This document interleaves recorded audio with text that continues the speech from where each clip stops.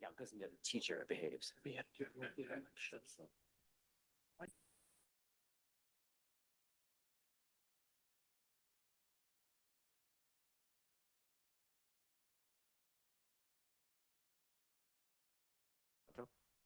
And Mr. Dowdy, we are ready.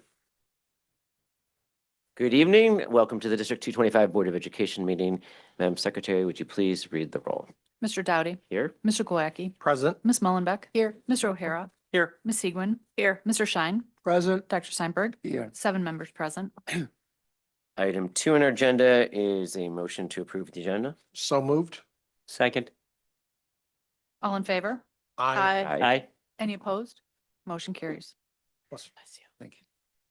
It's nice to see everyone today, tonight after the holiday break. I know exams have started, but hopefully everyone will make it through this week and finish off what's been a tremendous semester here in the Glenbrooks and ready to go for next week. We wish best of luck to all on the exams that are remaining, both students and teachers and families supporting those working so hard to get ready for the exams. This evening, we have a full agenda after our community comment and board and superintendent reports and consent agenda. We have 7 items on our regular agenda. The first is discussing the lease of space for the Glenbrook Transition Services.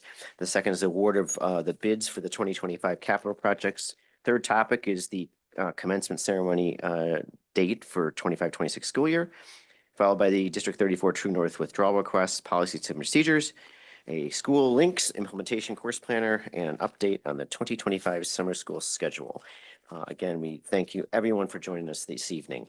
We now move to item 3 on our agenda, which is the recognition of community visitors.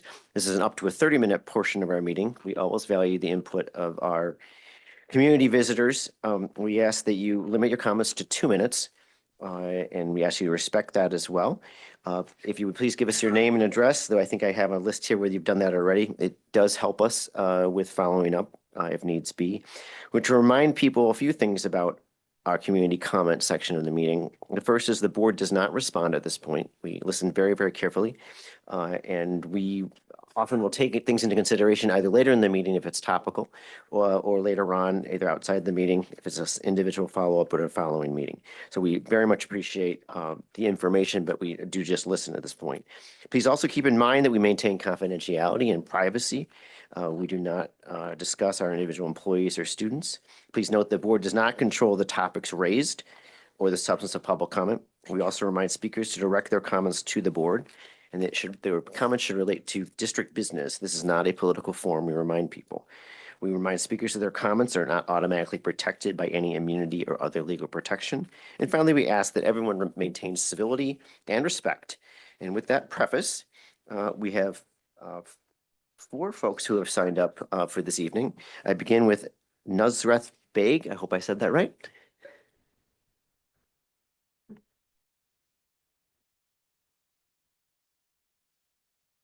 Hi, everyone. You all can hear me. Hi, everyone. My name is Nusrath Beg. Good evening, everyone. I'm here on behalf of the Glenbrook Muslim Civic Association, a community of 1,400 registered Muslim voters from Glenview and Northbrook. I've met a lot of you before the meeting. Thank you so much for the warm greeting. My family and I moved to Glenview in 2017, drawn by its welcoming neighborhood, top-notch schools, and the diversity of its people. We wanted our children to grow up surrounded by people from different backgrounds and faiths. Those early experiences of meeting and learning from others are so important in shaping who they become: open-minded, accepting, and curious. That's why it feels a bit ironic that our excellent school system only recognizes certain religious holidays and cultural holidays, even as our community grows more diverse. District 225 has taken important steps to build a sense of belonging for our students, and thank you so much for that. The district even sends out surveys twice a year to check out how students and parents feel about that. But true belonging can't be fully achieved if our kids feel like their traditions and holidays are overlooked. So as you plan future school calendars, we respectfully ask that you acknowledge and recognize important holidays celebrated by the Muslims. That's only 2 holidays in the year: Hindu, Greek, or Greek Orthodox, and Mongolian communities. And that's it. On the second note, our association is hosting an event on Saturday, January 25th at 9 a.m. at the Glenview Public Library. We ask you all to come and join us. Local state representatives, school board candidates, and park districts candidates will be there to meet our community, just a meet and greet. So we'd love for you to join us. Thank you so much for your time. Appreciate it. Thank you, Mr. Big. Our second speaker this evening is Hayden Levin.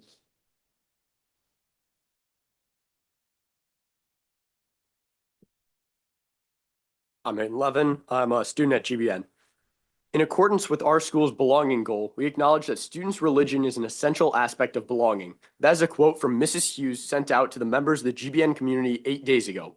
I did not feel that I belonged when the school forced me to sit down and watch a Christmas concert that was entitled a holiday concert, nor do I feel that the school has publicly acknowledged that religion is an essential aspect of belonging, as they have yet to send out a district or school-wide response regarding this issue after multiple students, families, and faculty members have raised concerns.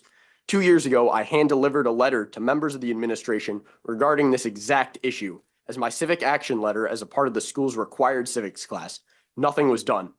Mrs. Hughes earlier today mentioned that in the future, there will be an education regarding the history of Jewish composers of Christmas music and other traditions. According to uscatholic.org, Jewish songwriters own a successful assimilation and gratitude to America pervades their mid-century Christmas and other songs, meaning you will be teaching the values of assimilation, the literal opposite of diversity. After the events at GBS last year and the details I provided 2 years ago, I find it shameful that there was no oversight with this holiday concert.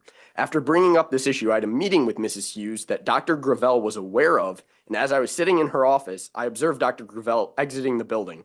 To quote Dr. Johns' email over winter break, "Your concerns are legitimate and serious and are being treated as such. But if my concerns are being treated so seriously, why did Dr. Gravel leave the building and not join the meeting?"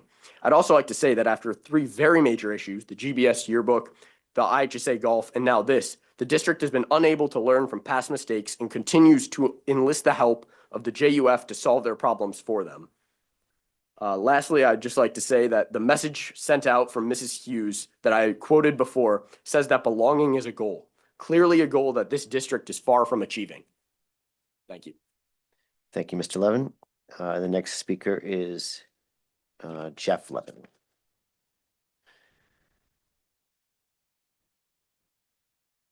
Jeff Levin. Mine might be a little longer than Hayden's.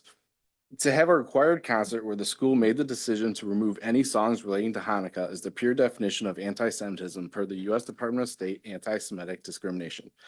After discussions with Ms. Hughes, there was a deliberate reason to exclude songs due to the ensembles not performing in the student concert. How is that equitable? Neither Ms. Hughes nor families were aware of 2 different set lists that were going to be performed. Jewish community has learned to just live with it over the years, but at some point living with it is not the answer. You're an educational facility and you should do better. There were at least 6 different staff members between band, choir, fine arts department head, and orchestra who made the calculated decision to eliminate any songs relating to Hanukkah. Saying sorry doesn't cut it anymore. Actions speak louder than words. Even other schools such as GBS, Stevenson, District 207 schools, Vernon Hills have the ability to be either non-denominational or play songs relating to other religious groups. The day after we initially spoke with Ms. Hughes, prior to break, all student cars in the parking lot were giving candy canes on their cars. Impeccable timing. Even various GBN staff members and department heads found the lack of religious awareness to be, quote, disappointing. The various GBN social media accounts only have displayed Christmas content in roughly 25 posts and 1 shared post with Hanukkah over the past 4 years. This is a calculated decision by GBN and continues to display anti-Semitic behavior. The 1 Jewish post was meant to have a Hanukkah symbol, but the wrong symbol was used. A school who has a world religion department can't even use the correct Jewish symbol. Why? Finally, as I'm sure you're aware, one of the songs played was Baby, It's Cold Outside. This song has been banned from many radio stations throughout the world. The implications of the lyrics have been suggestive of sexual harassment and date rape. This song was also done in a parody on SNL in South Park with Bill Cosby, who is accused of sexually assaulting numerous women. Was this really an appropriate choice? After our discussion today with Ms. Hughes, what we think might be beneficial as other districts have implemented is an equity officer on staff to help guide the district and staff members in making appropriate decisions going forward. I'm aware that the school does not plan on sending any communication out about what occurred or the actions going forward.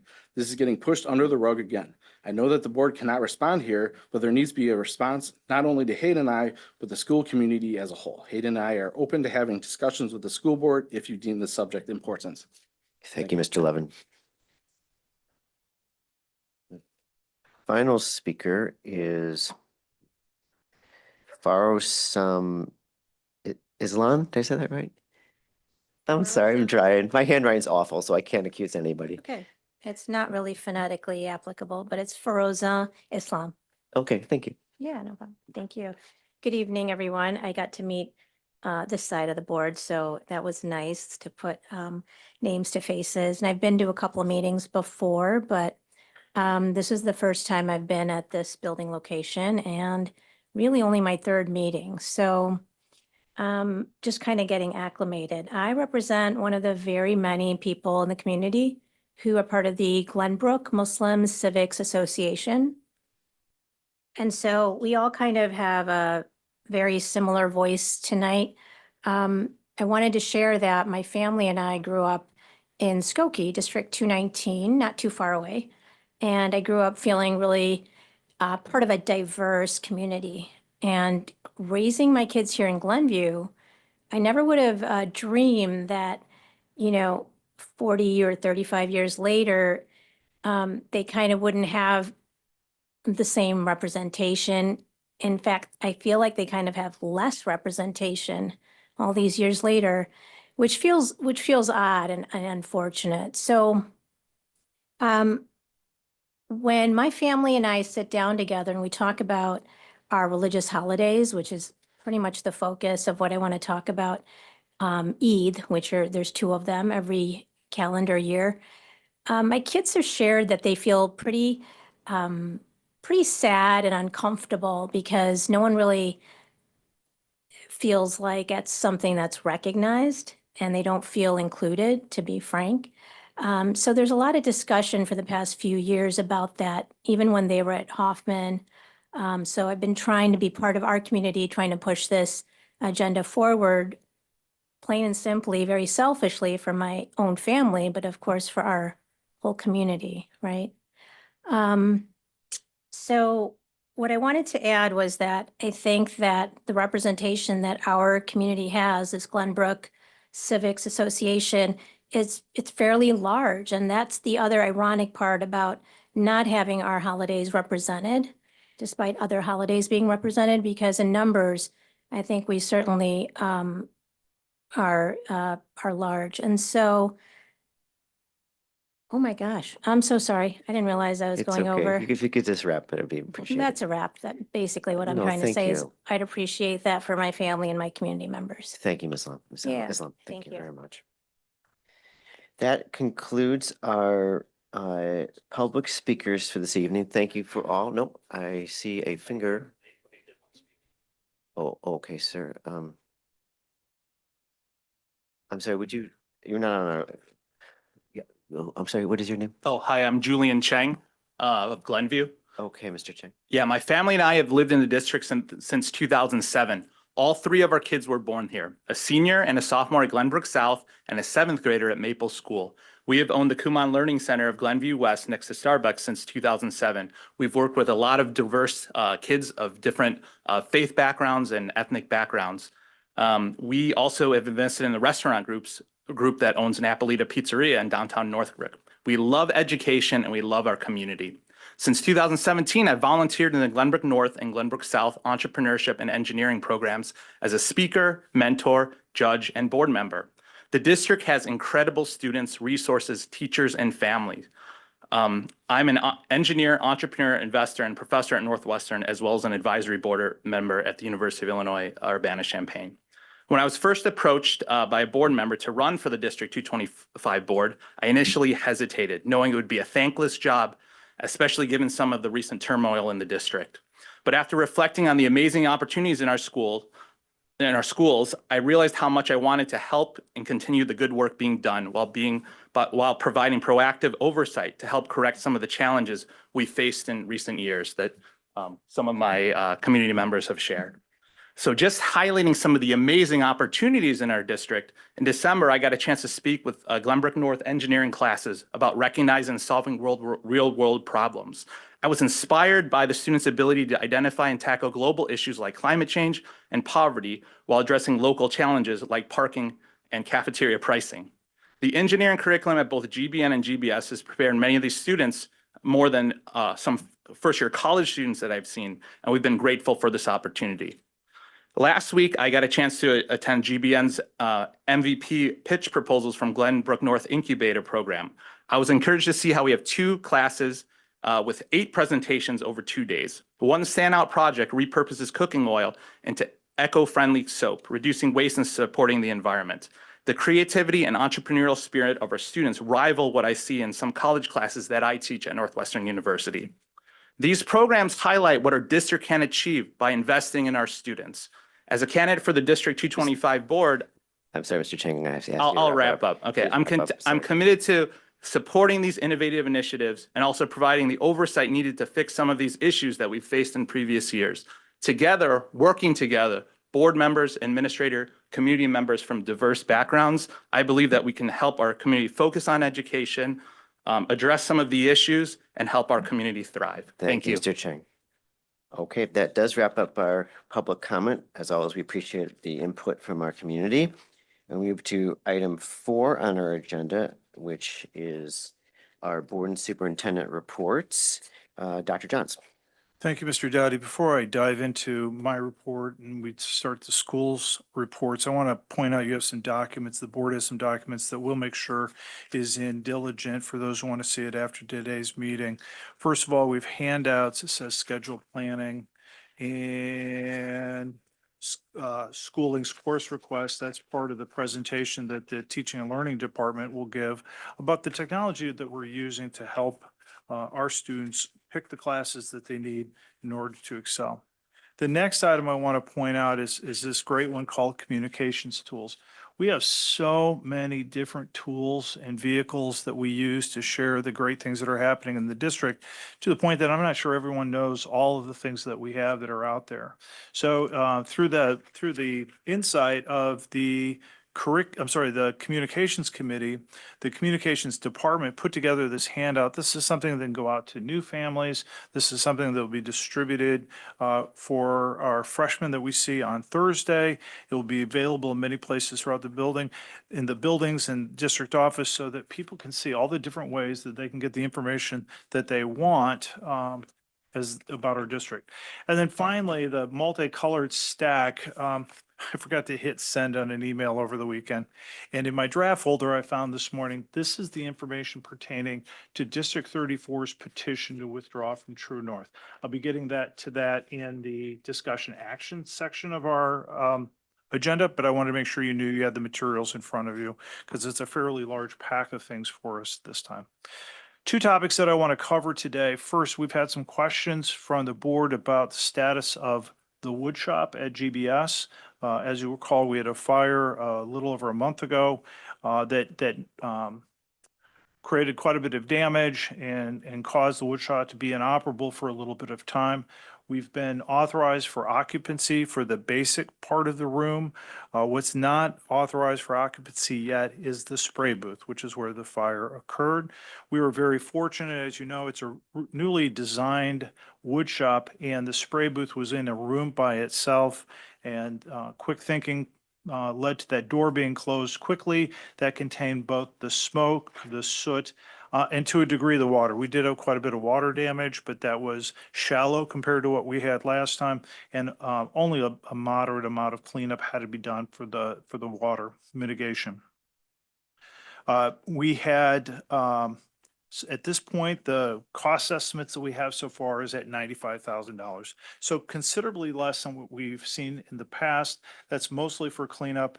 We could anticipate some more repairs coming, but not dramatically different from the $95,000. And we anticipate probably in the next couple of months being able to reuse that spray booth once the final repairs are made to that space. Also want to address the PowerSchool data leak. This is something that's an international issue. PowerSchool operates school information systems across the world. I was in a meeting today with a group of 12 superintendents, and 6 of the other superintendents use PowerSchool as well. It is a tool that's been highly successful for school management systems for quite some time and is basically a pretty good tool.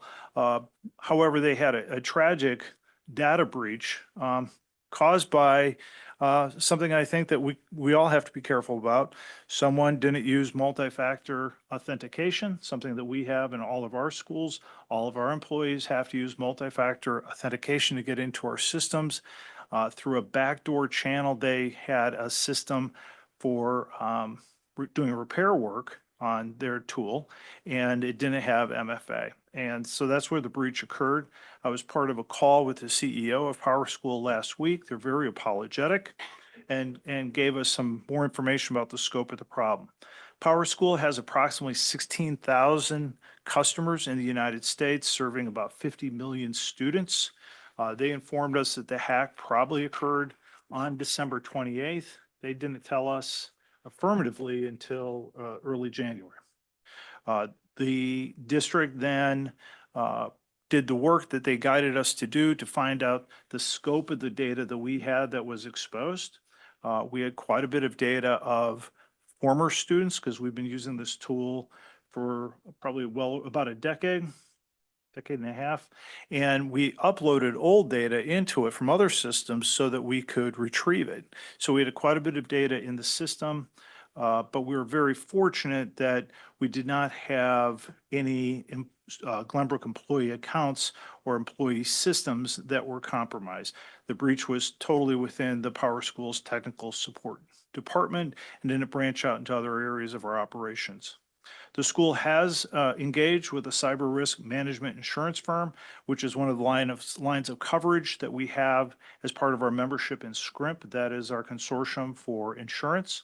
The insurance firm is working with several clients on this matter and has retained special legal counsel to make sure that both us and PowerSchool are compliant with federal, state, and local laws regarding data breaches.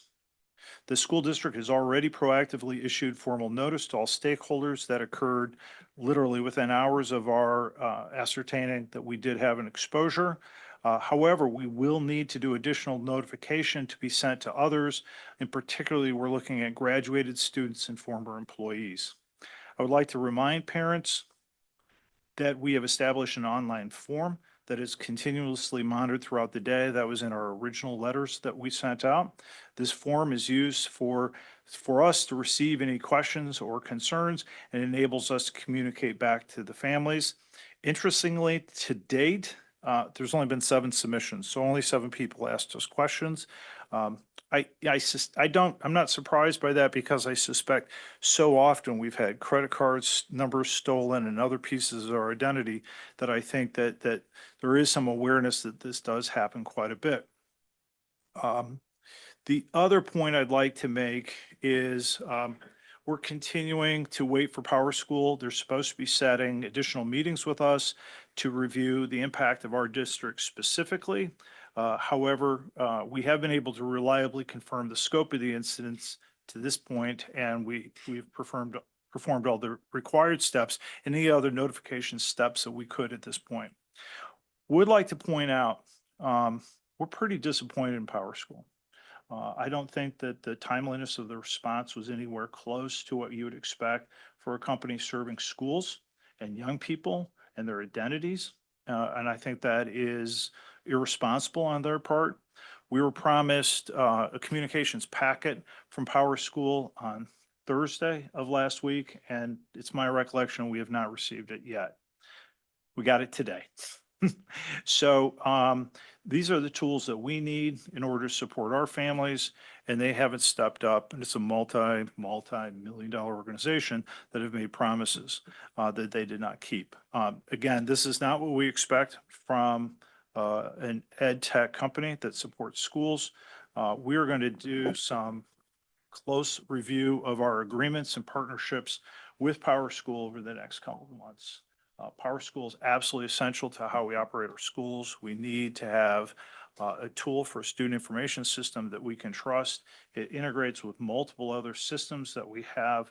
If we can't trust it, we have to make some changes. So we have some work ahead in making those decisions, making sure that PowerSchool fully understands the impact that this is having on us. This was a PowerSchool issue. It's happened, like I said, literally to dozens of school districts in this area. But nonetheless, we have had some difficult phone calls that people are holding us to account for this data breach. So wanted to make those comments about the status of PowerSchool. The big next step is finding out our method to reach out to former students and former employees, because we need to let them know that their data has been breached. Before you turn from that, not to stimulate a discussion, but let's make sure we follow up with this with our families, as you mentioned, and with us as a board. Because we want to know the extent of the condition of not just the range, but the impact in the data. And the second is, what are we as a district going to do to prevent this? We know we need information systems, but I'm not that I have expertise, but make sure you keep us apprised, because we don't want this to happen again. Breaches, of course, occur. We all know that, but we want to minimize them, towards zero if we possibly can. I realize that's hard, but I know you agree with what I just said. I just want to make sure we stay apprised, and I appreciate you sharing the information tonight. Will do. Okay. And go ahead, Mr. Chairman. Two questions. Do we retain public identifiers like social security numbers? We discovered in this process that the district from 2007 to 2012 held on to approximately 1,200 social security numbers of students. And is that currently part of the record? No. So we use a student ID number instead? Yeah. Guess we could have purged that, huh? And the other question, is there a technical mechanism where our data can be protected and somehow like firewalled or isolated? Because I know we're on a remote, on their servers now. It's not on our premise. So is there any technical solution whereby if this happens again, because you're talking about a weakness in a human being, not weakness isn't the right word, but it was a person's ID was compromised, and that can happen again, even with two-factor, whatever. Is there any way that our data can be segregated to protect it? Or is it just impossible? So with respect to this particular incident, not getting too much into the technical details, but the compromised employee in PowerSchool's support team basically had a mechanism to access databases worldwide that had any updating mode or support mode enabled. So it wasn't an issue where that individual's credentials were compromised and bad actors had access to servers themselves, where you would want a standalone database as opposed to a shared server. This was a situation where they utilized a software mechanism to access in. There are opportunities with PowerSchool to not be on a shared server, but to be on a separate one. In this situation, that would not have changed the outcome, but it is an option, yes. So let's just make just one really quick. I don't wanna make it we can make this a I topic. know. Go I just don't real want, quick. just a comment regarding, it's always unnerving when you hear about the data breach, but I think I'm thinking there's something we can do on our end that has to do with understanding what kind of data we have, because it's different. Somebody knowing my kid's grade, it may be an issue for my kids, maybe an issue for me, but it's way better than knowing my address and social security and so forth. So maybe even though we are waiting for PowerSchool, we can have some communication in terms of what kind of data could have been compromised versus data that for sure was not compromised, because we don't have, to your question earlier, we don't have the data in PowerSchool. And it may not fix the problem, but it may fix the anxiety. As I said, I'm not diminishing, people may be upset about knowing grades or anything like that, but there's a substantial difference between our IDs and social securities and addresses being compromised versus school. We need to know what's happened and we also need to know prevent it. So I don't want to dwell on this without a separate topic, but thank you for the report. I know it's been a lot of work, folks in the administration, and which is make sure that we communicate thoroughly and carefully and promptly with our families and our community. And please surprise the board again on the same kinds of parameters. With that, apology for the. did you want to add something? Just one more. Please, go ahead.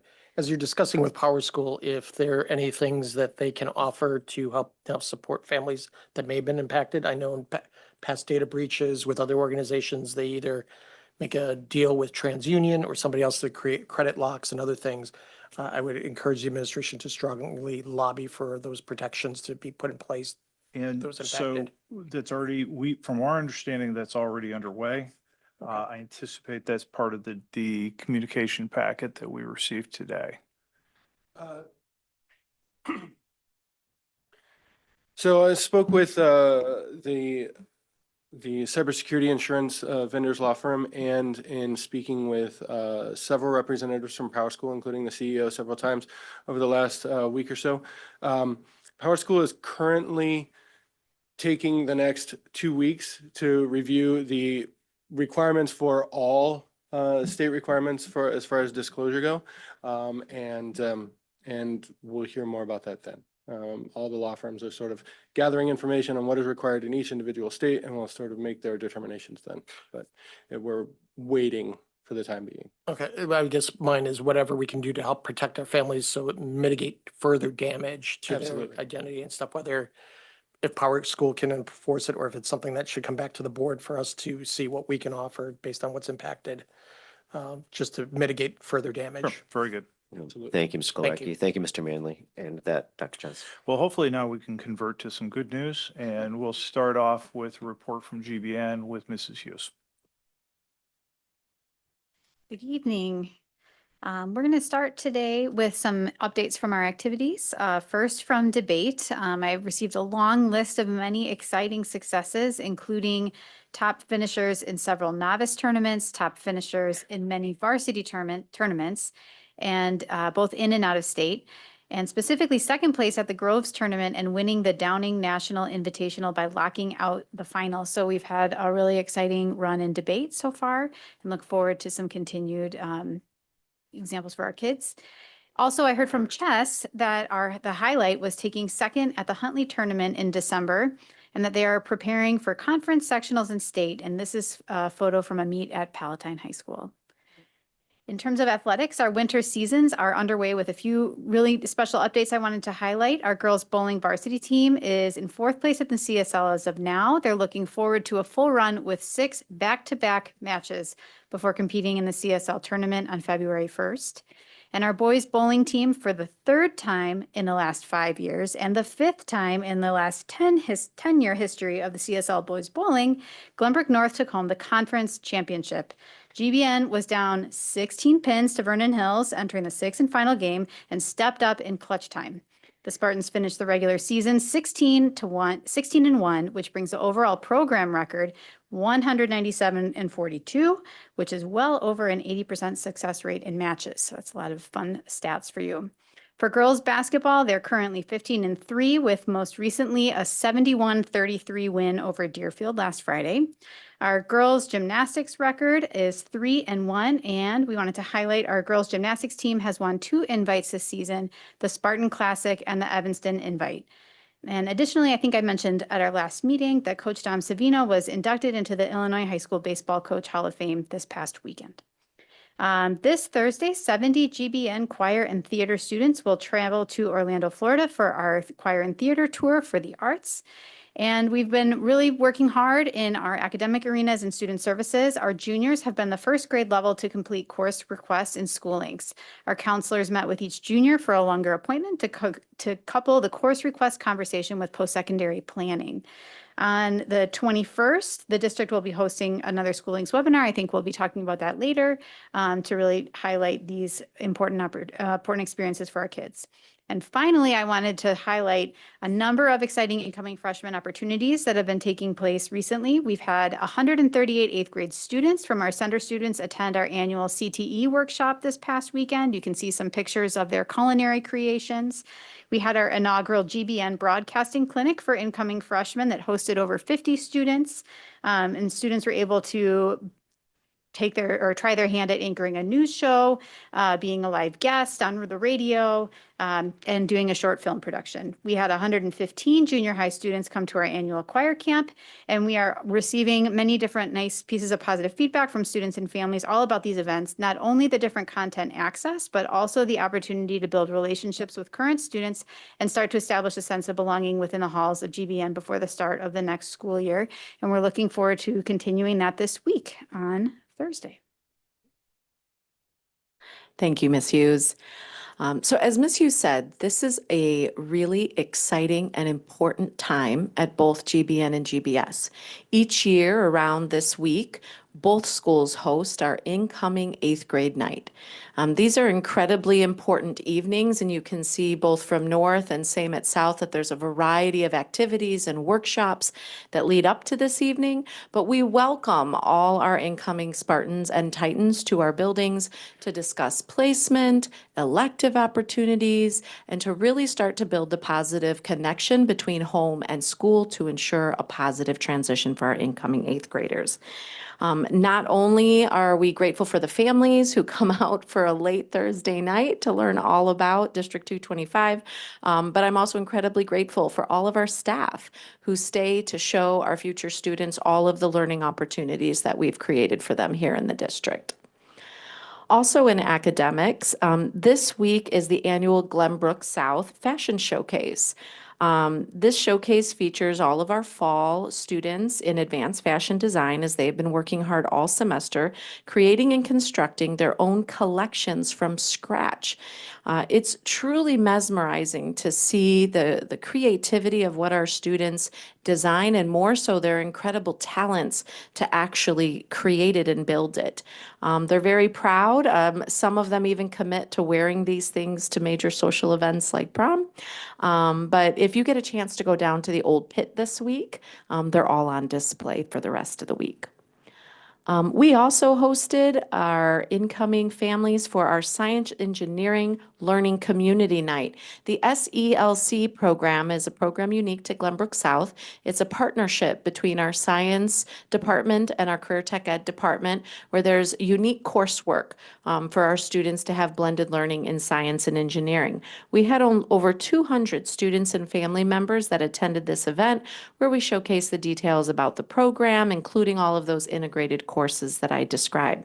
In addition, Mike Cindy, who's a CTE teacher, he led a student panel of current students at each level, and it included alum who are studying at University of Illinois to share their experiences and opportunities from being part of the SELC program and how the SELC program helped them be successful post-secondarily. It also provided some opportunities to see our makerspace and our classrooms and equipment and current projects. It was a really exciting evening.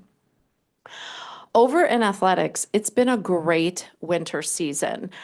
This is all of our levels of POMs. They just completed the CSL conference meet last week. Our JV girls earned first, earning the title of CSL JV conference champs, and our varsity team placed second overall.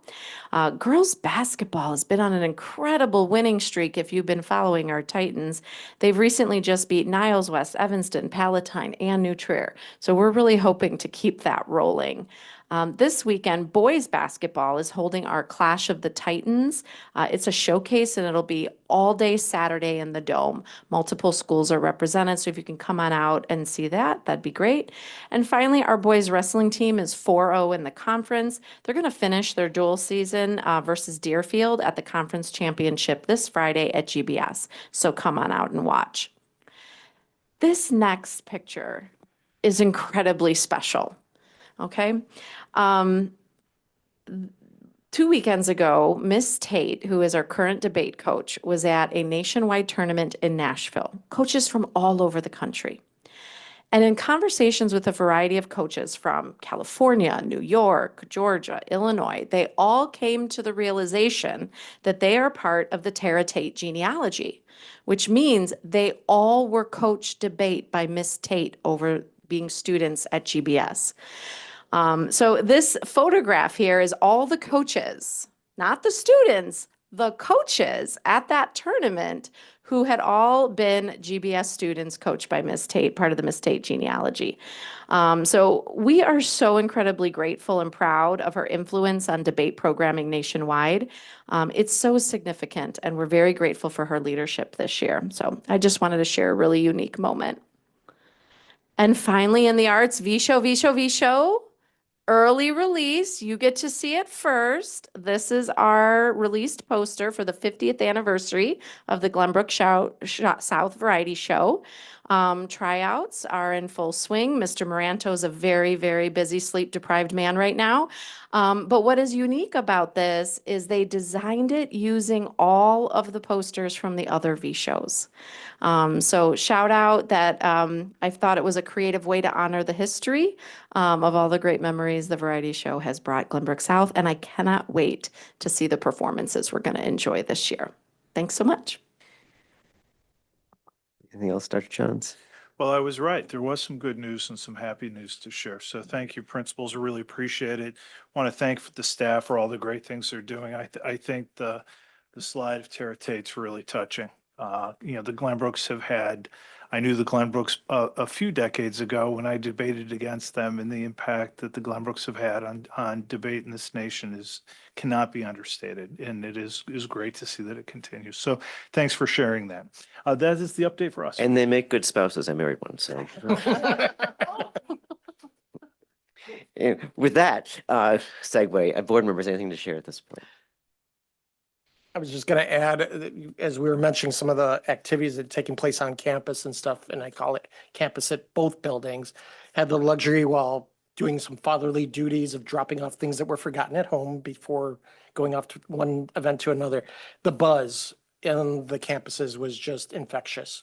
You saw these 8th graders there for the STEM program and everything, working with upperclassmen, and they were so proud of their school and everything going on.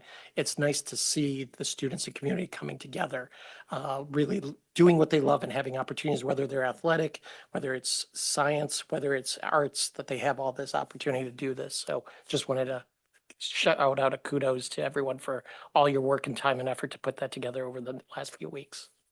Excellent. Well, thank you for the tremendous reports. It's great to hear that, all of that. We move to item 5 on our agenda, which is our consent agenda. Dr. Johns, are there any changes? No, we have no changes tonight. Okay, I'll entertain a motion. I move to approve the consent agenda. Second. Any questions or comments? Hearing none? Mr. Klawacki, Yes. Ms. Mullenbeck, Yes. Mr. O'Hara, Yes. Ms. Segwin, Yes. Mr. Schein, Yes. Dr. Steinberg, Yes. Mr. Dowdy, Yes. 7 members voting yes. Move to section 6 of our agenda, which is our discussion action portion of the agenda. We have 7 items I mentioned at the outset of the meeting. The first regards the lease of space for the Glenbrook Transition Services in Northbrook. This is a first reading this evening. Dr. Johns? Well, I'm going to kick it to Dr. Gravel very quickly. This is a really important aspect of change that we are bringing to the district, where we consolidate our transition programs. That's special ed services for students to the age of 22. And we have some exciting news that Dr. Gravel is going to walk us through. Thank you so much, Dr. Johns. First, I want to begin by thanking members of the facility committee who earlier this evening gathered to review the proposal and really process through making sure that we've addressed all of the concerns. We actually have some revisions to the memo that we'll be making in the coming week, and ensure that as we make this evening's proposal, that they'll be able to provide a little more perspective of important elements that impact staff as well as our students. So with that said, bless you. This evening's proposal focuses on a need to transition from our much smaller space for our transition students aged 18 through 22 that's currently located in downtown Northbrook above Little Louis, and seeks to go to a larger space, which is actually in the former Bank of America building at 1200 Shermer Road. The new space will enable us to serve 70 to 80 students, again, aged 18 to 22. These students are currently housed in that location above Little Louis, while we have other students that are attending a day school at True North in Highland Park at their Red Oaks campus. So next year, all students will come together and utilize this facility, if you will, as a home base for their educational services as well as related services. So what do we mean by that? Students in our transition program all have unique transition plans that are specific to their skills and their goals that have been set by their team, ensuring that they will be successful after graduation.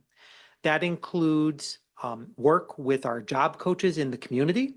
It includes receiving classroom and instructional support in lab-based environment, such as utilizing kitchens, laundry facilities, and also processing through social emotional concerns with the support of social workers or psychologists, and also receiving therapy, such as occupational therapy, physical therapy, and speech language pathology. In the new space, we have been fortunate to work with a landlord to achieve a very competitive per square foot cost. Initially, when we were traveling down this path about a year ago, we were seeing per square foot costs between $40 and $50. And the cost that you'll see presented in the memo is $22 for a long-term lease. And that amount will increase each year by about 50 cents a square foot. Overall, we're transitioning from about 5,000 square feet to 8,000. And the new facility, fortunately, has recently been modernized and renovated. So the overall cost to the district to get it ready for our students will be minimal and is estimated at hopefully less than about $150,000. The memo put before you includes pictures of what the space looks like. And the most important features are the fact that we've heard from our parents and our students that natural light is a priority. And as you look at the space, the entire U space, if you will, half of the third floor is full of windows. So there's a lot of natural light. Again, the space already has a lot of offices constructed that would be needed for therapeutic purposes, but there's also a lot of open space. So you won't be experiencing the traditional classroom, you'll be experiencing a lot of small group space, open space for students and staff to work alongside each other. In addition, it's located in the prime part of our community. It's right behind Sunset Foods. It has direct access to a lot of public transportation, including the Pace Paratransit system and also the metro station that's located not too far. And it's within a portion of the community that we have a lot of students finding job coaching and work that's happening currently. So the experience for our students transitioning from one location to another should be minimal, but also a lot of more opportunities that we're seeing through. Before the board tonight ultimately is not the transition of the program into one space. This has been on our roadmap for over a year and a half now. It's really focusing on acknowledging that we've identified a location. Location again being at 1200 Shermer. We are seeking permission from the board to work with legal counsel to enter into a lease. Our initial term is about 10 years with options to renew.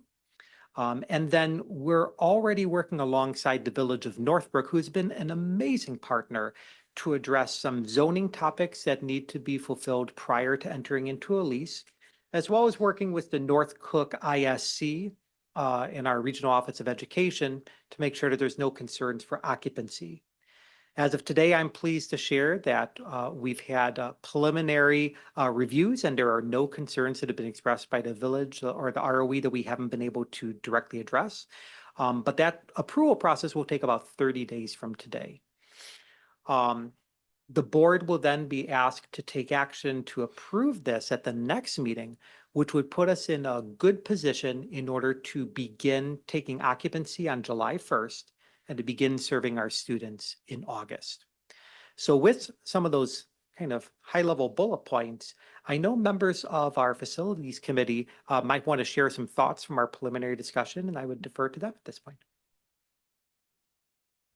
Anyone add in at this point? Facilities folks? No, no. Just a couple of things. Please, Ms. Hollenbeck. We discussed the fact that there had been some preliminary thoughts that this new location would be located in Glenview instead of Northbrook. Mhm. So there might have been some understanding of that in the community, but as it turned out, the village of Northbrook was more amenable to some of the changes that needed to be made to zoning and such, which led to this location, which was, sounds like a fantastic location in terms of where it actually is, but also the physical plant, and a very competitive lease in terms of the cost of the lease as well as what's included. So we were very happy to see that. As far as the leased costs, we talked a little bit about the fact that that would be covered primarily by an IDEA grant that we feel pretty comfortable will continue in some fashion throughout the lease term. So are comfortable that that cost will continue to be covered by the grant. And heard from Dr. Pearson that the families that have been engaged in this process are very excited about this new location. So I think it's fair to say that what we heard at the committee was that this is a very positive change from what was being looked at before and is going to be something that the families and students that are using this location will be happy to see. That's good. Thank you. Thank you. Dr. Gravel, a couple cost questions picking up on Ms. Mullenbeck. On the chart on second page of your memo, it shows 110,000 and then plus True North fees and embedded cost. So your delta there is 67,000, give or take. Do you have a sense of what the true delta is if you factor in the implied True North costs? Any sense? Oh, you just gonna have to guess. I don't know. Due to the structure of True North's billing approach, we're unable to disaggregate that. It's something greater than zero. Yes. Okay, fair enough. And as a reminder, the True North membership fee, as we look at it towards the future years, is in excess of $600,000. And this is part of that fee. Okay. Correct. And we've going from whatever was it, 1,200 square feet above Little Louis or whatever the number was to 8,000, which I know there's a portion that's in Highland Park, which is the True North part of this. Is that roughly a doubling in size if you add the two current spaces? You may be in here, I may have missed it. So if we add up all of the space, the 3,215 to 1,200, we're about 6,000 square feet. So from 6,000 to 8,000. Okay, so that's only a jump of about a third then. Okay, Correct. so, and it sounds like we can use the space in a way that is beneficial to our students. Correct. The amount of space will address today's needs as well as the needs that we would anticipate over the next 10 years. And then lastly, I think you said you thought the build out was going to be, did you say 175? What did you say? We anticipate a maximum build out cost around $150,000. Okay. It's a little different in this circumstance because it's a private office building. They will facilitate all of the construction management and the actual work to be done, and will ultimately have an assessment that we'll pay. The only other expense is we do have furniture and other furnishings, again, such as that teaching kitchen, laundry, office space, things of that nature, classroom tables. So our total capital cost is approximately $500,000 at a high amount. But that was already built into this year's fiscal. Okay, that you now anticipated my question. I saw the 475, I heard 150. I was trying to figure out where the 325, it sounds like it's 350, but that's already Improvements built in. versus furnishings. Understand. Okay, great, terrific. Board members, other questions? Dr. Steinberg? Just one comment to try to figure out apples to apples in comparison. This is the cost, this is the physical location cost. Now we are increasing the size of the service that we are providing. Correct. So probably there's a change on the staffing cost as well. And maybe there's an equivalence to whatever True North does, and you can calculate it that way, and that would be more apples to apples type of comparison. So prior to today, back in the spring, the Board of Education approved the staffing plan for this school year. And when we began the process of transitioning programs from True North, we started building in those personnel counts. Now, we reflected them a little differently on the staffing plan. We labeled them as contracted services from True North as opposed to FTE counts within departments. We anticipate our staffing levels for the transition program will remain relatively stable as we have them between our current in-house program and True North's program, but they're already there. So the next question is, well, what's the difference in cost? It probably is about 3 or 4 years now that we looked at the overall cost allocation. And at the time, we viewed that it was, in essence, a break even. Since that time, though, costs have escalated at True North. And so when we bring in or build this year's budget, we'll better articulate what those costs will be. A bit of a challenge we have in the structure of True North right now is True North is also restructuring how they assess school districts. And so the membership components and the costs of membership continue to rise even though service may be dropping. And so it's a bit of a lot of moving parts that you can't look at apples to apples anymore. Yeah, I agree. And I think this is I think we're going on the right direction. I'm just, meaning we cannot alter the variables that are out of our control, but we can be transparent on the things that are under control. And I think your last comment is very relevant. Even though our costs are increasing in theory, are increasing less than the costs that are increasing on the other side. And we cannot recover those costs at this point, but it's important to be aware of the differences between the two sides.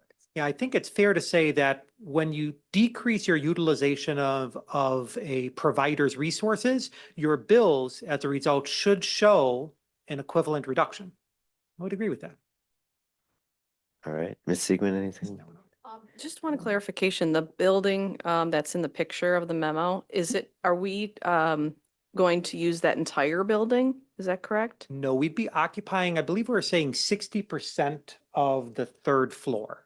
Oh, okay, that's what I wasn't sure. So it's one floor only. Mhm. Okay, yeah, because I was gonna say the building looks pretty big. And I wasn't At your sure. reference, I think it's the old Bank of America building. If I had that right, if for folks who know Northbrook, it's the old one for that. Okay. You put the picture up? Do you have that available? Don't know. It's on the memo. in the thing. And one other question I had, and I guess it probably is the same for the location above Little Louie's, but the consideration of the elevator, is that like a big deal for the student population to take the elevator? So our current location at Little Louie's does also have an elevator and we're on the Okay. second floor. Okay. There's natural considerations with respect to having an elevator. To be specific about an emergency management plan in the event Right. that a fire alarm goes off. In our home schools and in other locations, we have mechanisms to be able to relocate students down using different chairs that are usable in the midst of fire.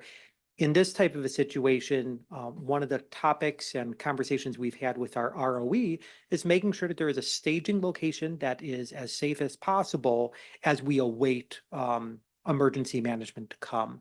And so we've actually worked with the building owner to build a larger staging area within a safe stairwell that would serve that purpose.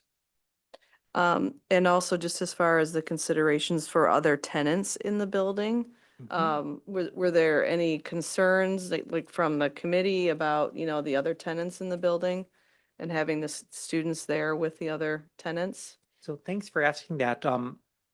I'll start by sharing, we have a unique situation in this particular property. Just a few months ago, and I guess really in the last year, a brand new early childhood center was added to the building. Oh, And so they've actually already gone through the zoning process and have worked with the village in order to be deemed appropriate for an educational experience. But there's also a social service agency also in the building that is intended to serve students as they are transitioning out of these programs and becoming more acclimated with their community. So it's really a there's already two groups that are there, and we'll be able to kind of build a lot of partnerships there as well. Oh, okay, that's nice. And then If I can just tack continue. on before RJ shows the diagram, I think this is indicative of the quality of the management team of the landlords. Yeah. They came and visited our operations at Little Louis to see if it would be a good fit, Oh, which I good. thought that's pretty unique. Yeah, that is nice. Yeah, and Okay, I just, thank you. to Dr. John's point, I pointed out here, the image you see below actually shows what the finished space would look like.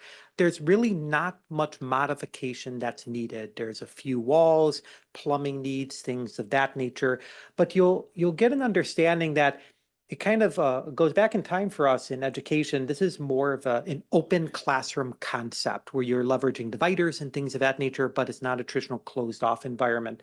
And then you also notice teacher space, staff space, overall student areas.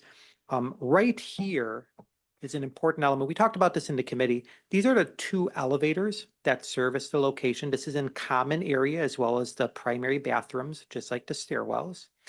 And right when you come off the elevator will be our secured entrance going into the lobby for the space. So it is direct access in. We'll have a general reception area. And then also throughout our students' journey into Glenbrooks, we have a lot of meetings with their parents and their teams to make sure that the students are set up for success. And right here is a conference room that already exists that will enable parents to enter right in, meet with their students, meet with their teams right in the front of the facility. So a lot of nice natural enhancements there that already exist. Thank you. Great. Mr. Glacki? Do we have a right of first refusal for the remaining portion on that floor? Or, So- I mean, I guess we're working through the agreements, but we don't know who's going to be in there at this point or anything. So the space is primarily occupied already. Okay. We have a dentist and I forget if it's an accounting or a law firm or all of the above. So those spaces already exist.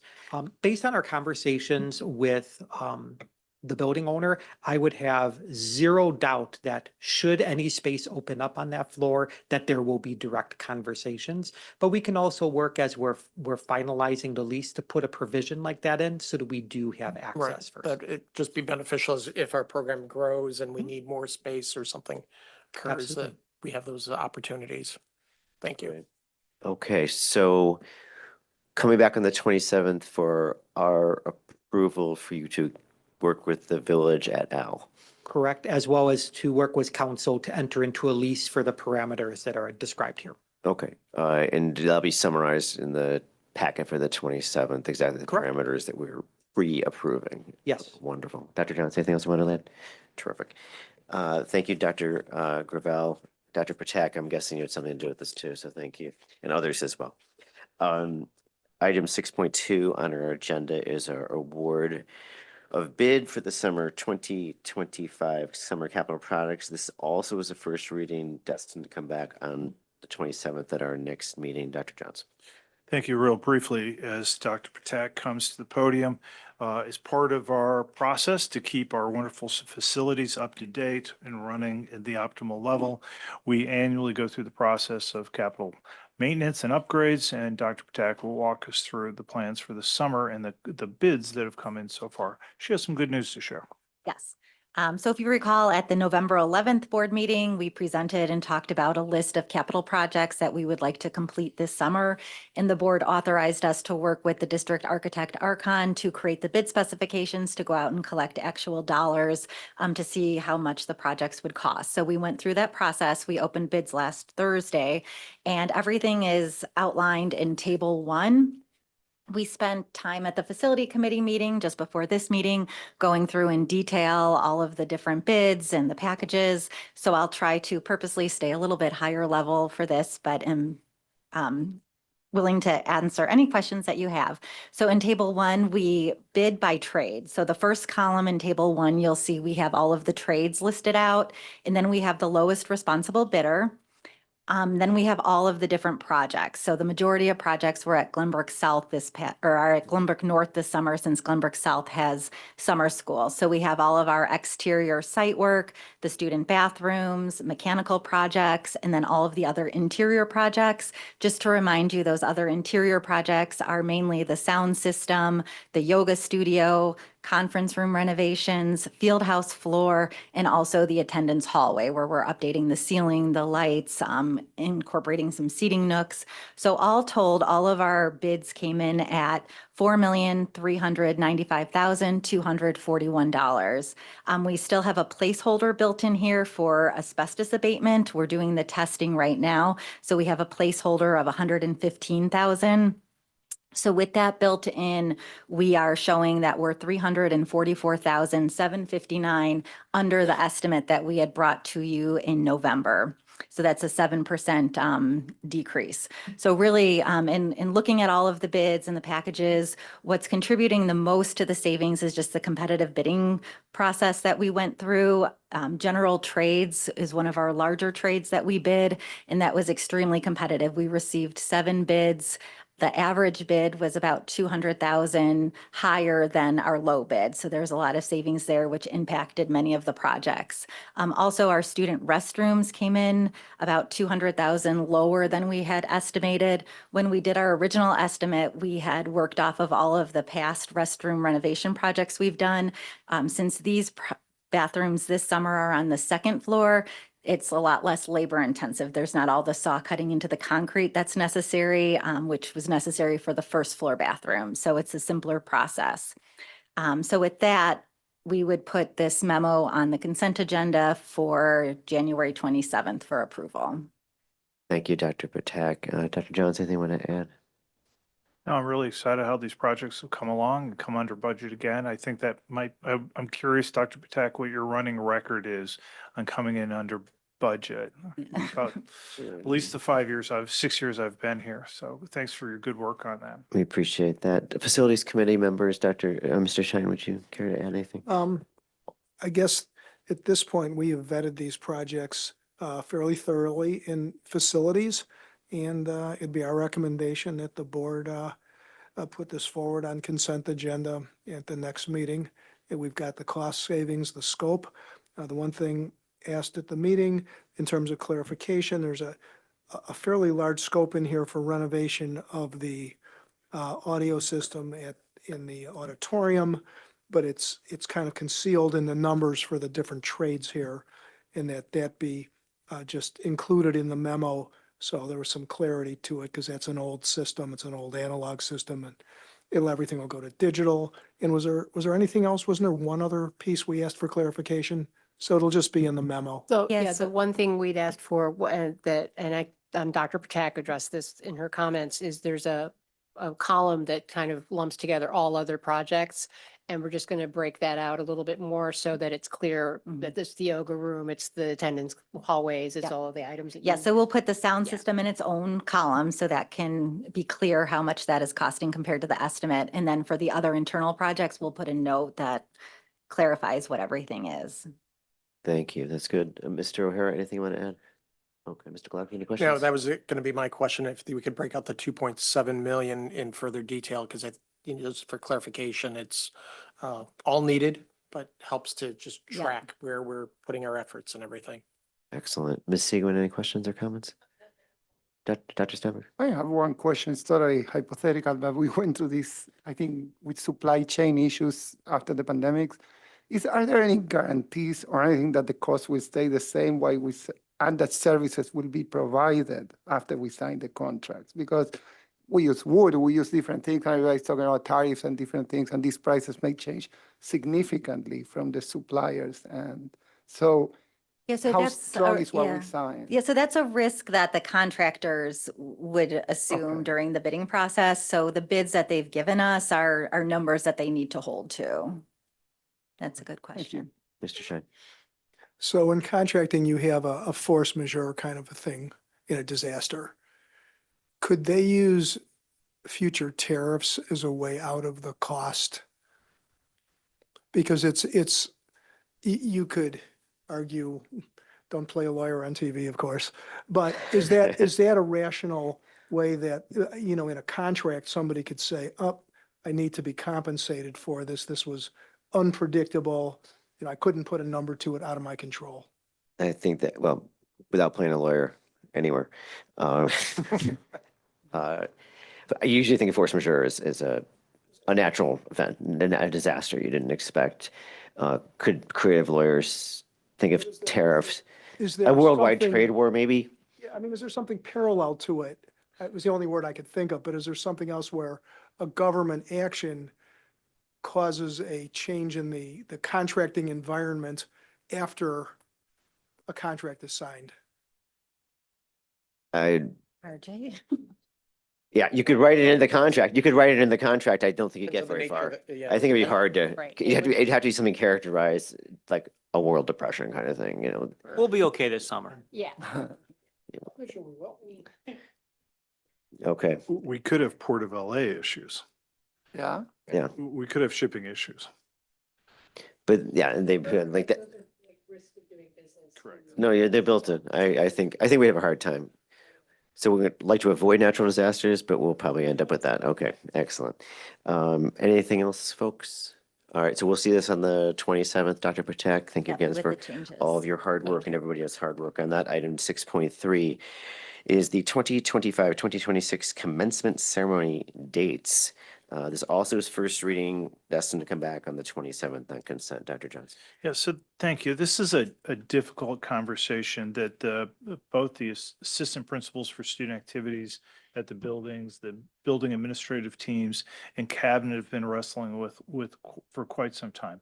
As you're aware, for years, the Glenbrook graduation or commencement ceremonies have occurred on a Sunday, typically in the afternoon, sometimes in the morning, on a day not on the Memorial Day weekend. And that has worked. There's some considerations. We always have to shoehorn these in because that's a lot of event to take place in one particular day. But we've been able to make it work.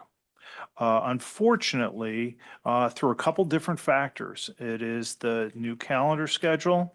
It is the way the Memorial Day holiday weekend falls, where our final exams fall, and the end of the school year is that we have some real issue with where we can have graduation ceremonies, where we can have them in terms of the calendar.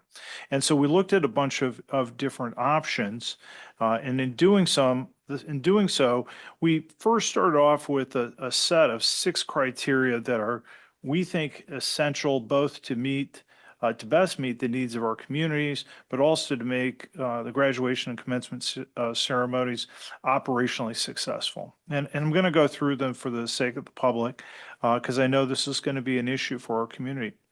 First, we want to make sure we hold the ceremonies in venues that can accommodate the number of graduates and maintain guest seating allocations consistent with recent previous years. There were times where we could only give out a couple tickets, but in years most recently, we've been able to give out a larger complement of tickets. Secondly, we want a venue that's a reasonable distance from our students' residences. So while there are different arenas in the area, to have our families drive 45 minutes for a commencement exercise seems to be too much. Third is we want to avoid, to the best we can, avoid scheduling ceremonies on weekend mornings to minimize conflicts with family commitments. And that is something that the community has asked us with quite strongly over the past couple of years. We also want to schedule ceremony time strategically to the best of our ability. It's next to impossible. Reduce potential conflicts with IHSA state series competitions that are held in May. We want to stagger our ceremony times to allow sufficient time for the first school to vacate the venue so that there's enough parking for the next one. And that is something that is an incredible struggle for us. If you've been down there, you know what traffic is like when the parking lots can't even get empty to allow new participants and attendees to come. And finally, we want to schedule our ceremonies within the school year to ensure adequate staffing and event support by within the school year, within the contracted year. So for our analysis, the way we broke down is in table 2, and we looked at 4 different scenarios, and all of them have some sort of sacrifice at some point away from the ideal that we would like to have. One weekend we looked into was the weekend of May 16th and May 17th. We looked at both Saturdays and Sundays, even though we haven't used Saturdays in the past. Unfortunately for us, the venues that are of most interest, which would be Northwestern or Rosemont, where we've been for at least the past 5 years, neither of those locations are open on the 16th and 17th. My understanding is they're booked by other ceremonies. So then we looked at Saturday the 23rd and Sunday the 24th, and that is Memorial Day weekend. And we know that a large portion of our community would rather not have Memorial Day weekend as the date for the ceremonies. Although it does have some advantage for those who want to travel, there's not the interruption. The people who are coming out from out of state can get to the event and also have a day afterwards to travel back. We also looked at weeknights, and particularly we looked at weeknight Tuesday, May 26th and Wednesday, May 27th. Those enable us to avoid the holiday weekend. It's going to make it very hard for guests to make it to the ceremony. I think it's also going to be very hard for people who are commuting to make it out in time. Also, it has an impact on, in particular, grad night. And we know that grad night is very important, particularly at GBN, and has a huge number of volunteers. It'll be very hard for the volunteers to fully do the setup, but also to be there and participate. And I forgot, Mandy, did we have over 1,000 people from the community come to view prior to the event last year? I'm not so sure the specific number, but it was quite a large number, and just trying to consider the timing of the ceremony with the timing of the walkthrough was an area of concern. Right, because at that point, we're looking at a ceremony that best could be, at North it isn't quite as long, but all told by the people who are pulling out of the parking lot could be 2 hours. And at North, it would be much longer than that, closer probably to 3 hours by the time families are able to pull out of the parking lot. So then we also looked at the following weekend, May 30th, May 31st, which is well after the time the seniors have finished their schooling. It's also outside of our academic contract year for our staff, and would be problematic for us in terms of supervision. And while we can hire people to do security, the supervision is a different sense here, in that the staff function as line leaders. They support the students through the lineup. The poor kids are so stressed, and it's very easy for them to meander off, get in the wrong lines, or just simply be frightful of walking on a stage in front of thousands of people if they haven't done it before. So these are the different options that we went through with the pros and the cons.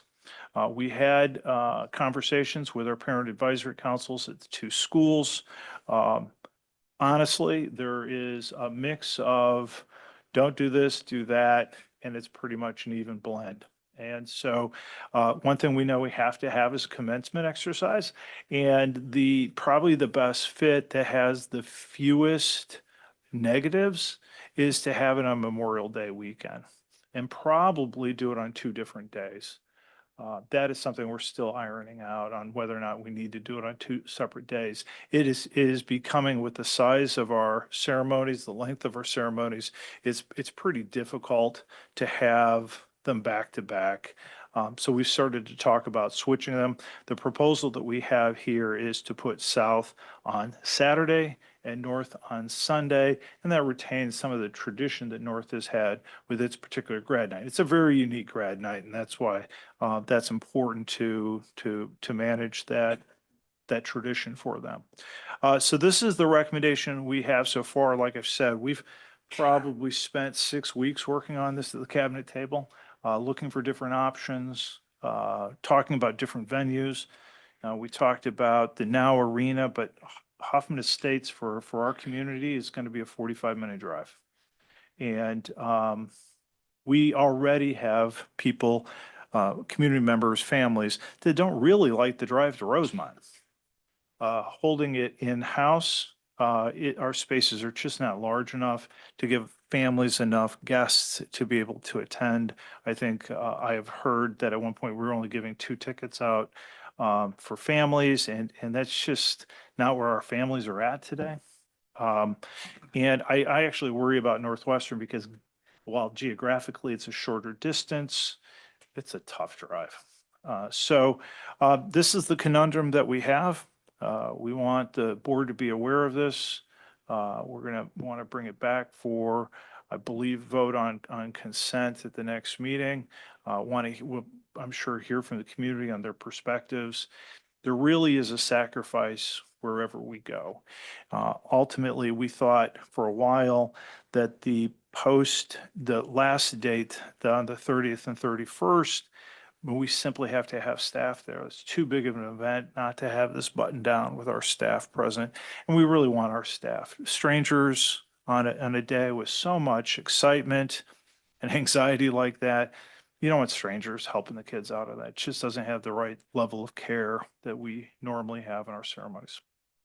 Any questions? Thank you, Dr. Johns. Any have comments? questions. Oh, go ahead, Ms. Sequin. Yeah. So just remind me for the school year, when is the last day of finals? Okay, but obviously it's before May 16th For seniors, I think maybe. for seniors. But I think it comes after the 16th, and I'm going to stall a little bit for Dr. Adrizi. What we're hitting on the early side by moving things too far early are AP exams. Yeah, that's what I was just thinking, because at that early date, like, they would want to be done with finals before they go through graduation for sure, any of them. Okay. Yeah, and I know that Nutrier's graduation is typically on Memorial Day weekend too. You're aware of that, I'm sure. We have nieces and nephews, so we'd be the same. And as far as the locations, is Rosemont available that the weekend of Memorial Day?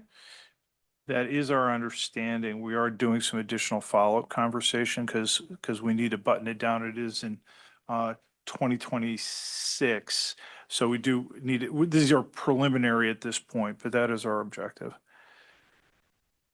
Okay. We need to have direction on the dates in order to button it down. Mm-hmm.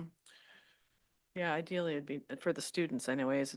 The May 30th and 31st is probably the best, but I know you said the staff, it's tough, so. Well, we also don't want to lose too many of our students too. So some Yep. are not going to come back for the The ceremony. schedule's moved, as we know. So. Yeah. That deteriorates the event as well. Okay. Won't this be a problem like every 6 or 7 years?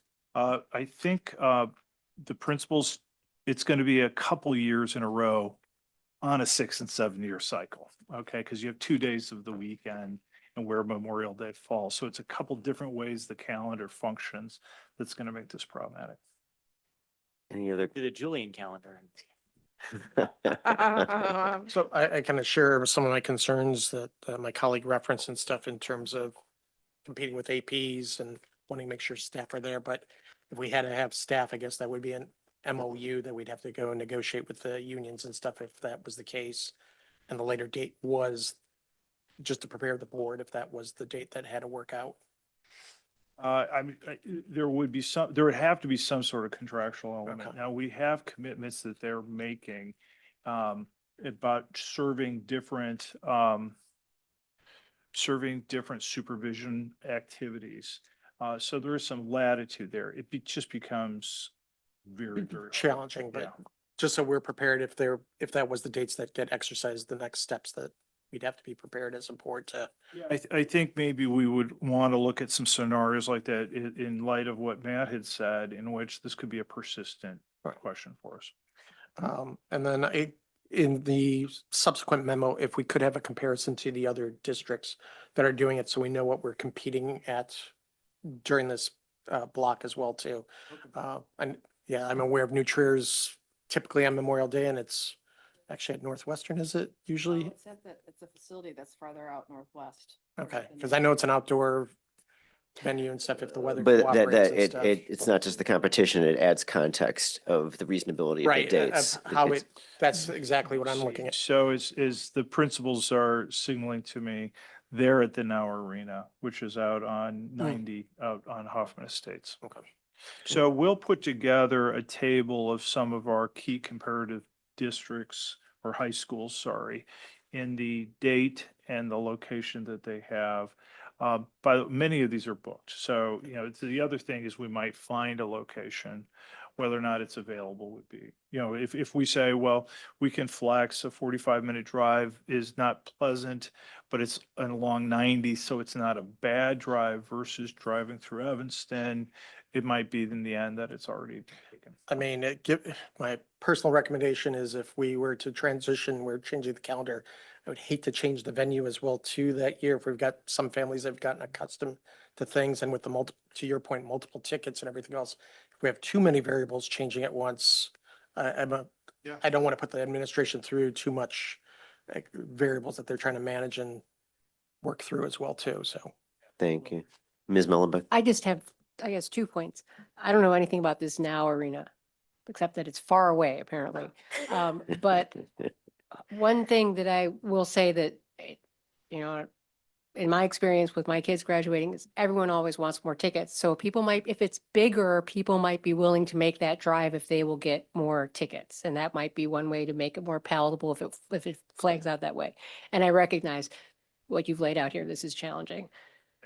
There are going to be people who are unhappy regardless of what we do. It's just the way it was going to be. There's no way, exactly, like anything else we do, there's going to be unhappy people. I just have a question about if it is Memorial Day weekend, and I see that right now you're saying, and you're thinking about having it on 2 separate days. Does that, will that contribute a lot to the cost? It really depends on the venue. Okay. If they can leave the setup, there would be less cost because there's not the turnover cost. So while we are expecting in that scenario to have a greater cost, in the particular venue that we're hoping to get into, it's not extreme. Cost of venues have skyrocketed and we're still getting a pretty good price right now where we're headed. And I would just say, also, having gone to now to a few of these back-to-back ceremonies, it is extremely stressful for the people who are arriving and leaving. So it may be worth taking on that additional cost to make it a more pleasant experience for the people who are attending. I agree. So I don't have a problem with that unless it's astronomically different. Just to get a sense of All that. that is to say that at the end of the day, there's a lot to balance here and there are going to be negatives in any decisions. So I think we just recognize that. So kudos to you all for Thank you. laying this all out. Thank you. And it needs to be said, there's dissatisfaction with what we've been doing over the past couple of years too. So it's not like we had the perfect answer last couple. I do hear that where I get the most positivity is the drive-through graduation that we had. So if we could just have another pandemic, right? Okay. Dr. Steinberg. Just 2 comments. Speaking of the drive-through, many places do open graduation, right? Stadiums and things like that. It's not the best because you depend on the weather, but in cases where it's hard to find the venue, this doesn't have to be an every year event, but if we reach situations like this one, maybe it's worth considering. It's a one-off, okay? We can't get to Rosemont, we can't get to anywhere within 20 minutes of driving. Maybe, I've been to University of Michigan, you are from University of Michigan, the stadium, it's 70, 80,000 people there, and they make it happen, and it works. So I'm assuming that for 6,000 people or 7,000 people, we can make it work, or even less. yeah, we can do it. I've done outdoor stadium graduations, Barb, have you?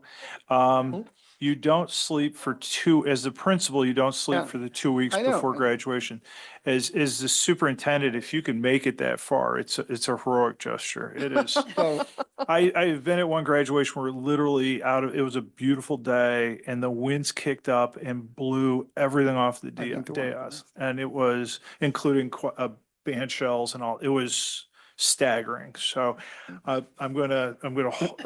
That was just a comment. My second comment, and it's related to what happened earlier at the meeting, and I'm glad we're discussing this 18 months in advance. It's sensibility to our communities. Although this is not a religious holiday, this is one of the few holidays on an area where the weather is not very nice during the rest of the year. So while we don't make decisions in general, there's no way to win on these situations. It's just that we happen to pick up a weekend where many families may already have plans because they do this every single time. And I trust that we're gonna make the best decision ever, but regardless of the decision that we make, we can be sensitive of the way we go around making that decision. So we have 18 months to work around this, so that would be just my comment. Thank you. Mr. Shine. So what about the other weekdays here? There's, you mentioned on the 26th and 27th, there's a GBN grad night issue, but graduation's only one night, right? So that issue is either on the 26th or the 27th, right? Yeah, I think I mean, I know what when we grad were night talking is, but- about the difference in the schools, how they do that celebration with the way that GBN's grad night is Understood. in the building. Part of that is trying to figure out the amount of time for that setup to happen related to activities in the school. Another thing is also the venues that come in and provide all of the services throughout the evening that they're working with to coordinate. And then finally, the volunteers that are there. I think any of the grad night committee, when we spoke, said they will, they have understand to this do. is a challenge, right? Like they know that we're stuck. So it's not like there wasn't a complete, unwillingness to be flexible or creative. I just wanted to acknowledge that part of the challenge with a weekday ceremony will have an impact on that structure. I'm a little confused though. I understand if grad night and graduation are on the same night, because then you're trying to like run back and forth. But if they're not on the same night. Yeah, and that was going to be my question. So, Are- because is the you're committee- talking about 2 nights here, just Yeah. At this point, we haven't had that particular discussion just seems like because of that that could structure. work. Well, but one of the points, if you're asking whether you'd have graduation day one and then day two would be the grad night. Right, and then the other school would have their graduation, because you're talking about not doing them on the same night. But when you stagger Yeah, well, I was going to say, it's the whole point is for this, at least my understanding, is for the so safety it purpose. So kinda people, takes kids the don't thing go out. Yeah. It's Okay. all about it's wonderful for all sorts of Well, reasons, but the safety Right, aspect is and huge. the parent chaperones are there literally all night. And Yes. if they have, Yeah. you're not going to have a bunch of chaperones who want to do that on a Tuesday night and go to work in the Right. morning. Okay, what, Okay, have we sorry, I just- discussed the possibility of doing split graduations in the auditoriums? South won't be able to fit in an auditorium. It'd be Half, down. you couldn't do half in the auditorium? Oh. We used to do it. two and two is what, yeah. Yeah, we I used mean, to what split them. do really large high schools do?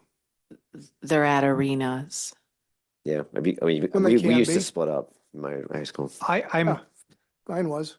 I've dealt with multiple large high schools without arenas and it's outside or it's limited down to tickets in a field house Then you gymnasium cut type that setup. down. Mr. Glacki. No, I just clarification, I guess, on the grad night piece and everything. Did we discuss with the grad committee whether they wanted to separate it or do they affirmatively want to keep it tagged? Yes, their preference, I'll speak to South and I'll let Mandy speak to her committee at North. The South Committee, their preference would be to keep it with graduation because that is the tradition to graduate and go. However, they had said worst case scenario for South, who goes to an alternative location, we could move our grad night a completely separate entity from graduation if needed. We could, for example, if graduation's on a Tuesday night, move it to Saturday if Enchanted Castle is available. It's not preferred. But we would maybe have to do that because Ms. Mellenbeck, you're correct. There's concern about chaperones during the middle of the week. That particular conversation, we haven't gotten that far yet. My first introduction with this conversation was mostly about what would the implications be if we were to move on a weeknight. So we hadn't gotten that far yet with what would be the. Sorry, next that steps. just formulated where we were going with the topic and stuff. I just want to see what they already I discussed. think that, I'm gonna go back to what I said a moment ago. It's about safety. The grad night is a wonderful, happy experience. It's got huge community involvement, has tradition. It's beyond fabulous. And anyone has not seen it before, usually is jaw dropped, and rightly so. It's a beautiful thing to put together by a community, our families and the kids. But the safety is really the driving force behind that since from the beginning. And that's extremely important. Any other comments or questions at this point? Do we have any sense of how many students we might lose doing it on Memorial Day? No. Is it something we should find out? You're thinking a survey or something like that? something, I don't know. I mean, if you lose, 20%, do you still go ahead and do it? Can I just offer on that? It's a great question. At least my experience is. National holiday. It's not like it's I just, hear you, just some but random it's, day. but families, at least at the college level, you just go to graduation when your kid's graduation is. And that Right. could be, this is such an important family event. That year for graduation, it's a Memorial Day, and that's what you do. And it's not a burden, it's joy, it's excitement. Remember And- that sports families have missed every Memorial Day and every Labor Day weekend going to tournaments for their kids' entire high school career. And it's like for a tournament in like Kansas City or But- something, so But if people I are can, used to it. Got a Kansas City If problem, I- ma'am? All right, okay. if I can, Anybody from Kansas City? Okay, we thought you were working through something there. We got it. Okay, we're here for you. if Um, I can make a small dissenting argument, Please. colleges don't report to anybody. They are not community driven and I paid hear you. I just say- organizations. And sports events are elective. So when you, yeah, and I'm glad that's Matt's your area, but if you're a parent of a hockey player, you wake up every weekend really early, you go to Michigan and whatever, and nobody complains because that's what you select. I hear you. Graduation takes everybody with no choice. You're not going to say, no, I'm going to decide that my kid is going to miss his graduation because every year we've been going to somewhere else for. Well, they're public Memorial Day. universities actually, which are actually Just reportable. one additional question to that. Is there anything that we could do for the athletes that are going to compete in those events that can't participate? Like name off their names at the end or something like that? Yeah, You know and what I that's- mean? And that's done now. So Oh, there is is some it? overlap with IHSA events now, as you can see in Oh. that table. Unless we get that early week, and I don't think we ever do, there's a lot of overlap. So sometimes there is a stand aside. We have discussed in our previous places where we have worked when had graduations on that earlier time frame. That was a practice that we were both very accustomed to, was trying to get the van ready to quick grab them before drive them as fast as possible to the arena to make sure that they, so we're familiar with what those accommodations are. That's something that we just haven't had to really Do. face Okay, here cool. due to Okay. the current June timing. Okay, so I think you've got some additional points people Yeah. like you to investigate. I do think we have to move with alacrity though, because it sounds like we could lose venues, which we don't want to have happen. And keep in mind the great sensitivity we're trying to show. At the same time, we know not everyone's gonna be perfectly happy, which is unfortunate, but hopefully I personally think from what I've read, you've probably made the best choice of all, given everything but that's 1/7 of the viewpoint up here. Thank you. Just overall weighing the factors, but no matter what, it's gonna have people protesting, but we're not entirely happy, let's put it that way. Thank So we'll come back on the 27th on this? Yes. Okay, Yes. thank you very much. And we'll have updated memos for that, and we'll bring forward any feedback that we get from the community. Outstanding. Terrific. Okay, thank you very much. Item 6.4 on our agenda is the True North withdrawal request from District 34. I know you mentioned, Dr. Jones, we have some materials next to us about that. Yes, if I can direct your attention to the multicolored form sheet here. This is, I think, the most important sheet for you. However, the next page is a letter from District 34 Superintendent Dr. Deli that kind of walks through, it's a notice that he has written to True North. But this page, I think, the colorful page, really distills the position of District 34 and their need to withdraw from True North in the easiest way possible. So as we've mentioned in our conversation today, there is considerable cost in being a member of True North, and True North provides services for our students across 18 different districts in special education, services that are beyond the abilities of a local district to provide on their own in a cost-effective way. True North formerly was called NSSED, North Shore Special Education District. You have been corrected. Thank you, Dr. Pearson. Thanks for being here. I wonder how many people know that. That's the thing. So if you don't know, Dr. Pearson used to be a administrator for NSSED and probably more aware of a lot of the details that I'm about to go into. So Just keep an open mic back there to edit So- as accordingly. Yeah. At least there's not a buzzer or anything. can arrange So, thanks, Bruce. So District 34 has for years been reducing their use of True North and the tuition-based programs and the services that they would contract with True North for, and could totally have an inclusive program where they brought all their students in-house and provided the full extent of their education. So despite having no students being served by True North, due to the structure of the program, there's still an enrollment cost. And what I mean by enrollment costs is the cost of True North is based on the enrollment of the overall district. So large districts like 34, which is the second largest district in True North, we're the largest, are paid on a per pupil basis of their enrollment. So for District 34, that is now $540,000 a year, and it increases each year. The District 34 is paying to be a member of this organization. As you know, District 34 has other ideas for how to use that money, and they're hoping to consensually withdraw from True North. And what that means is all 17 other districts vote on whether or not True North, District 34 should be allowed to withdraw from 34. It is my recommendation that we approve this.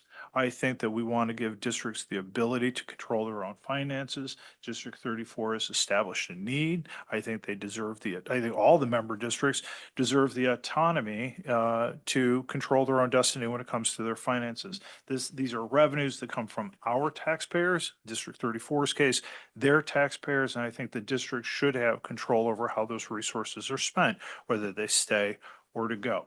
So we are on the first step of the process of having the first reading of the petition from District 34 to withdraw. I do know that there's at least one elementary district member that has already approved District 34's withdrawal. I anticipate 2 or 3 happening this week. The rest will occur on a timetable like ours, either later this month or into February. So that's the status of things for District 34. And I think if, just correct me if I'm wrong on this, but District 34 has to bat 1,000 to get the consent. Yeah, that's you never see these kind of things until you really dive into the articles of agreement or constitution or bylaws.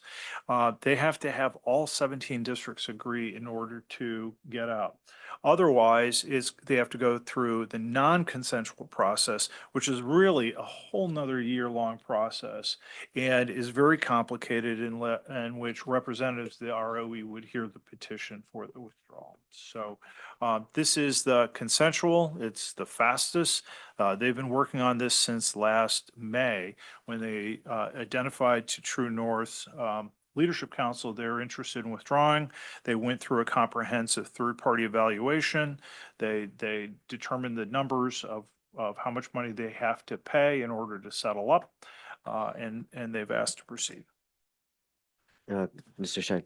So looking at it from the perspective of the small districts, I feel like we're talking like rural states versus urban states here. What is their incentive for agreeing to this? Yeah, I think that there's a couple I mean, things. there's collegiality, but this is a lot of money. Yeah, you're absolutely right. They benefit tremendously from having larger districts essentially underwrite a lot of their costs. If you think about it, there are probably small districts that total, I know this for a fact, there are small districts who total bills to True North are less than just the membership cost. And then if you look at the evidence-based funding, the model that's created by the state to say how much money does each district need in order to educate the kids that they have, whether they're in bilingual or special ed, that dollar figure, District 34 is exactly where the state says they should be. But there are districts in the organization that are over 2 times what they need. And so it is a system that I don't think is quite, I think it needs to be adjusted. And I don't know that there's an incentive for everyone to go, other than what I put forward is that I think all districts, all boards want to have autonomy over how they use their taxpayers' dollar.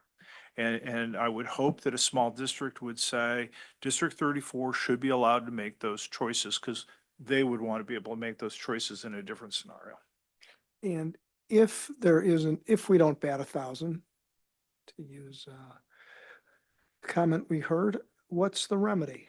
So the remedy Because this is is a template we're going to follow. very possibly, yes.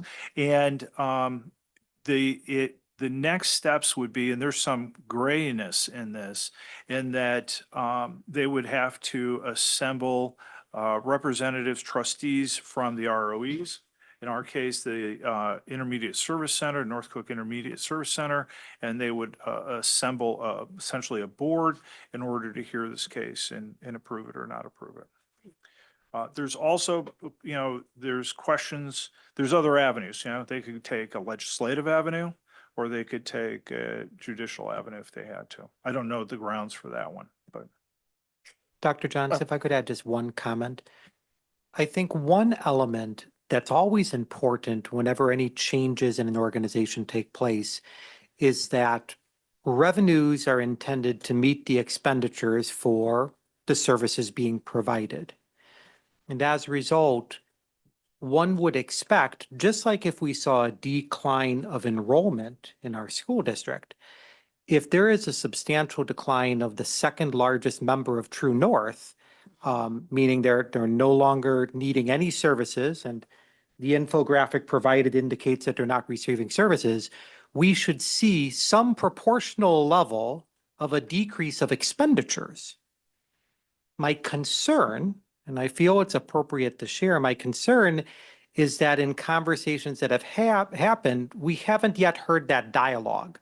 The dialogue that's been presented within the documentation from True North is that they will maintain, my words, the same staffing level and services being provided, even though the number of individuals requiring services has declined.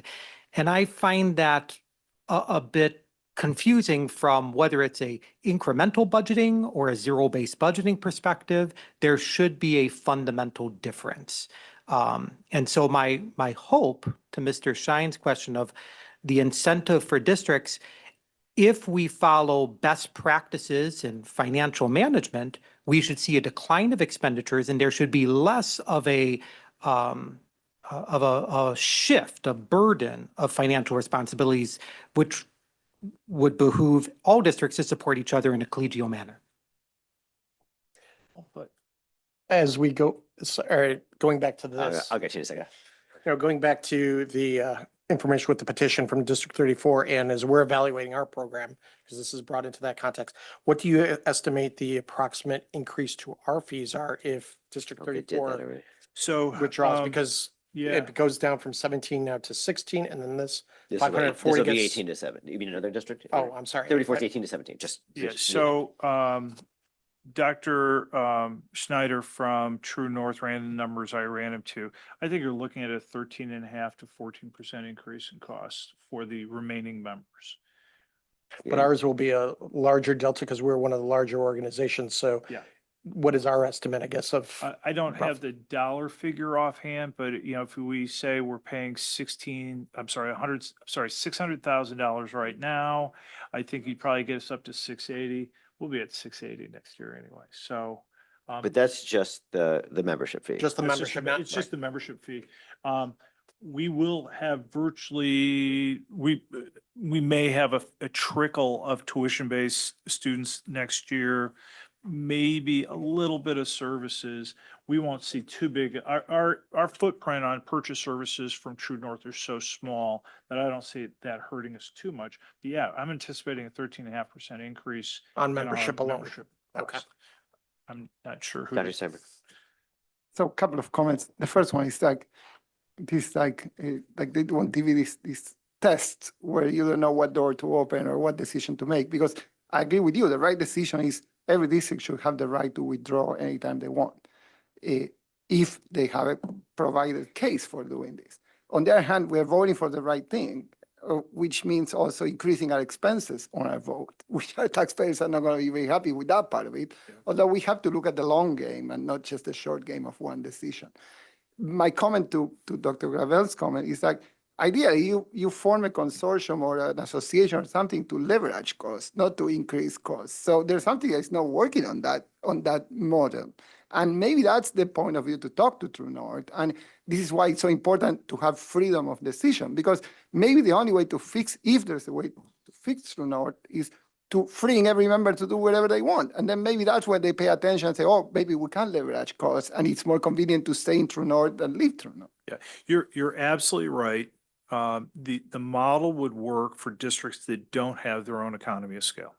So there is an incentive for the small districts to, a need for the small districts to band together. We are months away from having our own program because we have the economy of scale, and we no longer are going to get a savings from True North. And at the same time, we're spending a great deal of money for it. So you're absolutely right. And I do think if they took the thinking that you and Dr. Gravel are talking about and reassess their own cost structures, we might find a way that we would still want to be members, because you never know what's going to pop up. It's like a safety net. But it would also shift costs that people are actually using those services through the economy of scale. Right now, most of the users of True North tuition-based programs are elementary districts. And I think in all fairness to True North, they have big high school districts who are giants in that field. And we can pull out, and it leaves them in a weird position. So they're in a difficult spot, but I do think they have some remedies. And I think they just need to rejigger the model a bit. Everything that both of you, but all of you have said has made sense to me. And I recognize that we're talking about an increase in cost to us, but if we were to approve this, but I do think it's important also to think about the fact that District 34 is our largest feeder district. And the students that come from District 34 should have the resources to have the education that prepares them to come to District 225. And $500,000 is not an insignificant sum on an annual basis. So in terms of taking the long view, I recognize that we would take a financial hit here by virtue of our size and the consortium having fewer members. But I do think that we need to recognize that the students at District 34 who are disadvantaged by this financial situation that they're in are students that will come to us with having suffered from that disadvantage. So it inures to us eventually. So I think that is goes into the column of, for all the equity reasons that have been discussed as well, to support this. And I just wanted to answer the question, Dr. Johns. I pulled the information we were provided by True North to quantify. I fully support Ms. Mullenbeck's and a variety of board members' comments. But the burden shifting, should True North not reevaluate their expenditures, would be $73,070. Again, these are old numbers because they utilized not even this year's, prior year's numbers to come up with these estimates.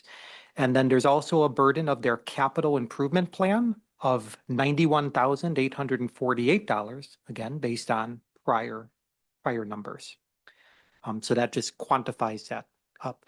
But the organization should reevaluate their expenditures to meet demand, and that burden should be reduced. And to go on with RJ's point, if we pull our students out of the Red Oaks transition program, that's a facility that they have a different use for, different demands, different capital projects, gives them an opportunity to be flexible. I encourage them to find some other solutions instead of just passing the buck to all the rest of us. Okay, so thank you. Great discussion, better discuss. I mean, it's an extensive discussion, and I really appreciate it. We'll be bringing this back at our next board meeting for a vote. Feel free if you have more questions or something you want me to pass on to Dr. Deli to get more information, I'll do so. Thank you, Mr. Deli. Thank you. And because I sit on that board on behalf of this board, if you have any questions for either of us, please do pass them along.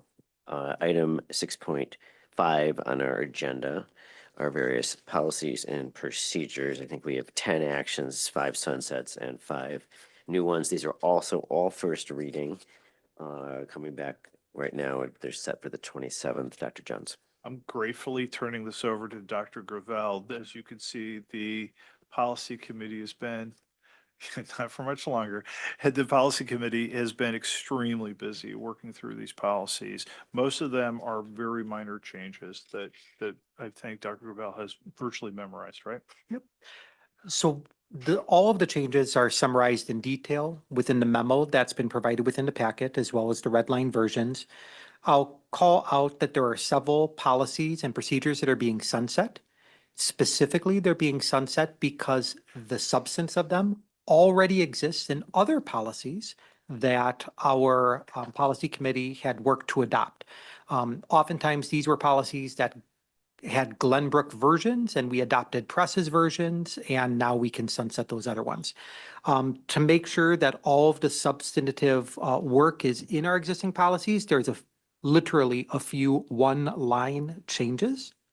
The other one that very exciting to call out and call to your attention is policy 130, the mission statement. Now that the school district has adopted a new strategic plan that includes a vision and mission statement, the policy itself has been updated to reflect the full interest and commitment of the board on that. And then there's also a few other time-sensitive changes in some of our personnel policies that laws have been in effect and our policies are just out of sync. So we've updated some of them. Happy to discuss any specific policy if a board member has. Mr. O'Hara, do you have anything you want to add, since you're well deep in all these things and you also I think RJ dream hit it. about them? Yeah. Yeah, I think RJ hit it on the head. I mean, there's a lot of policies and procedures listed here, but it wasn't a lot of substantive changes within them necessarily, unlike some of the other ones we've done. Excellent. All right. Any questions, board members, or comments? None. You look like you're thinking about it, Mr. Glocke. No, I was just looking at the. I know it's a very grading- engaging. No, I was looking at the grading and promotion policy and I saw what the changes were on that one. I was trying to, as I was reviewing this over the weekend, going back to some of our concerns with recent events and everything and how does this tie into all of that and those goals? So If you have thoughts, please share. I will send emails later. Thank you. That's good. Okay, so right now we are looking to bring these back on the 27th. Any questions or comments, do please send those Dr. Gravel's way, and you can copy Mr. O'Hara and me. But anyway, and Dr. Jones, of course. Okay, we now move to item 6.6, which is the School Links Implementation Course Planner. And I know Mr. Breitag and Dr. Cummings and I think Dr. Dreese have all been very, very patient on this. Dr. Jones. Thank you. This is a continuation of reports to the board of the work that we are putting together as a district in order to prepare our families and our students essentially for a new way of doing business. And in particular, the great deal of work has been done by Dr. Cummings and Mr. Breitag on holding webinars and trainings for families. It's really great to see the two of them work on this process, and they've had really good feedback. But wanted to bring it to this table so you could see a slice of what parents are learning, what students are learning, the professional development we're doing our staff to help with the communication, to really put some positivity behind this so people feel capable and skilled when going through the process of important parts of their students' high school career. Looks like Mr. Breitag's ready first, so if you would take it away. Absolutely. Well, thank you. This is a module number 2 of what feels like a lot of modules in School Links. But this is a really exciting one. We know we've been talking about, you're going to see this, you're going to see this. We are ready. And so just as a reminder, the course planner is module 2 inside of School Links. It is, in essence, taking our print-based process and digitizing it. The beauty of all of this is that when we look at what we're doing here, it starts to, as you'll see, layer all sorts of transparency to stakeholders, from our parents to our guardians, staff, and students are seeing this from point A to point E along the way in our process.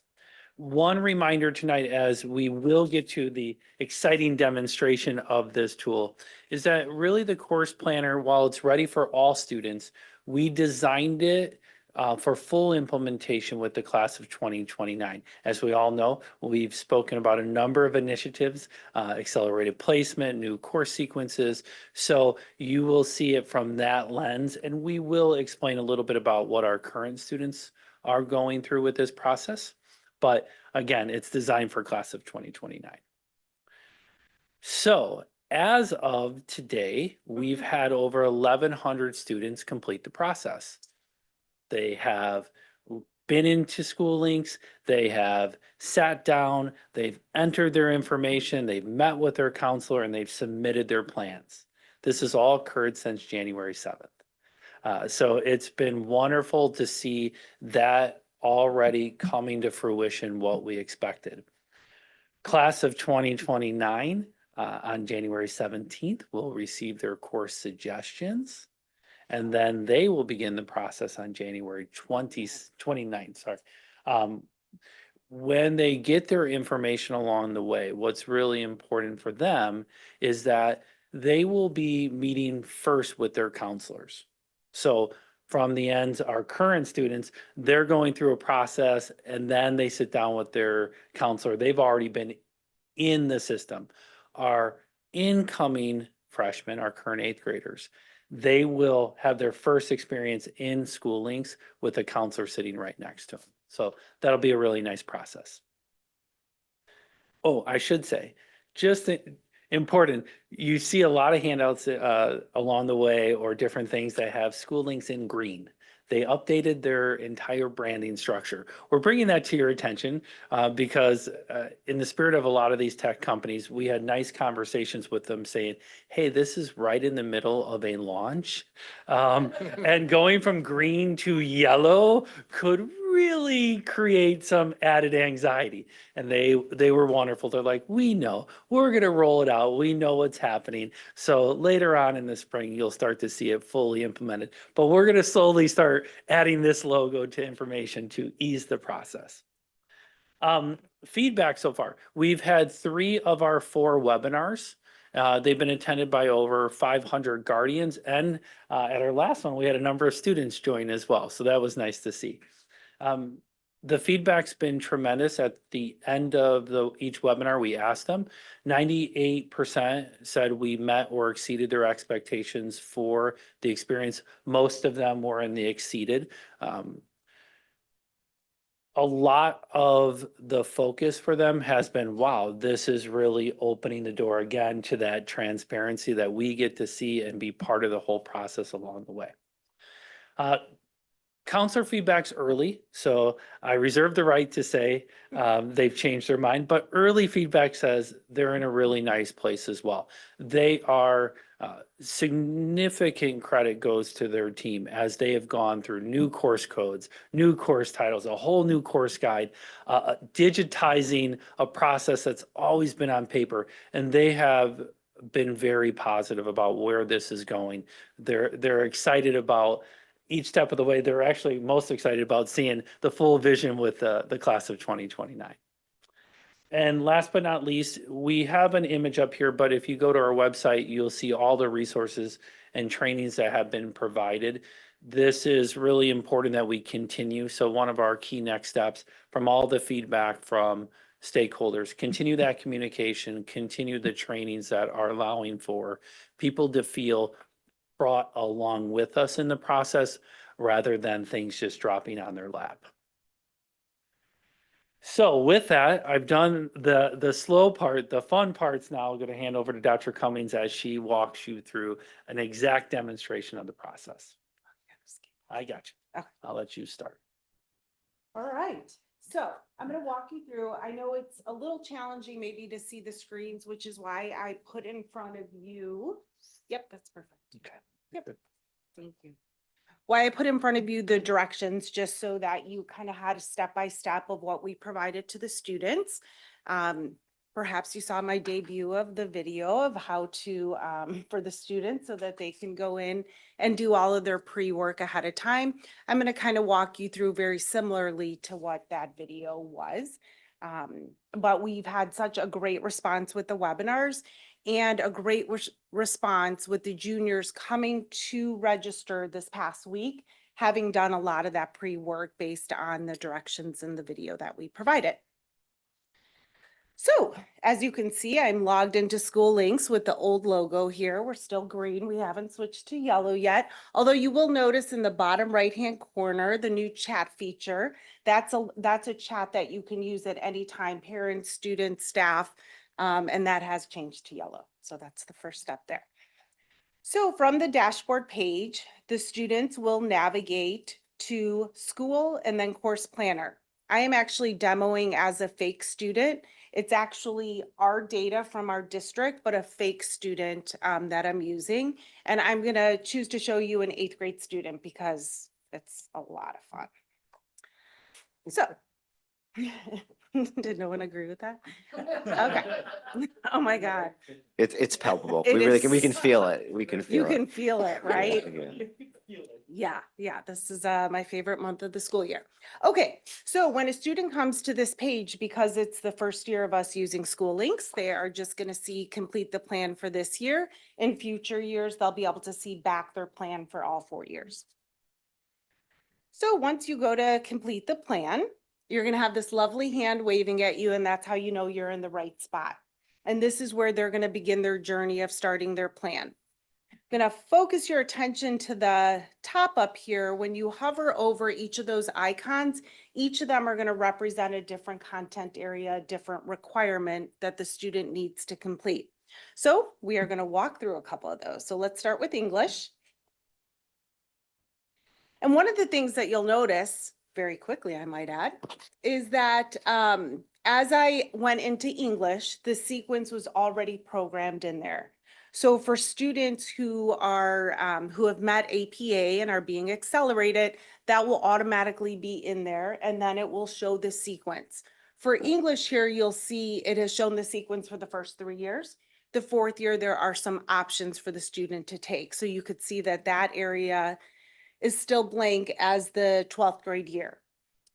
For our incoming students, we are really wanting them to just focus on the 9th grade, that very first year column. They can absolutely fill out the other 3 years, but that's really going to occur during the freshman 4-year planning process in the fall with their counselor and with their parents. So a couple things that you'll notice on this screen before I go to another subject, you'll see everything is very visual on here. So the red bar up here indicates that the requirement has not been met. And the directions here will tell you how many credits you need in English to graduate. And then it will alert you that it's red, meaning that that requirement hasn't been met. Again, because we're only concentrating on next year's classes, it's okay that it's still red for that senior year. So as I go through to math, again, you'll see it populate all 4 years. This is a worksheet for our students. And so although that CCR level has now shown the sequence for 4 years, that doesn't mean that that can't change. Those are things, conversations with current teachers, recommendations, counselors, parents, can always alter that plan for the 4 years.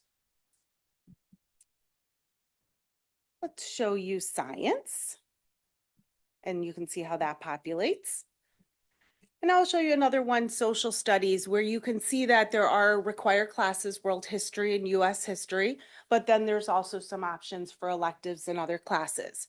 I'm going to actually show you how to add a class because it's super easy. Basically, you're just clicking on add another course, very self-explanatory.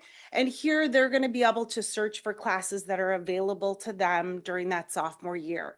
And any class that they choose, they will be notified if a prereq has not been met at this time for them to take that class. So if they decide to take Chicago history, a couple things to note, it will tell you the semester. And then if they click on that question mark, up will pop the exact course description from the course guide, fabulous course guide, and give you more information about that class. And then deleting it as easy as clicking the garbage can and it's gone.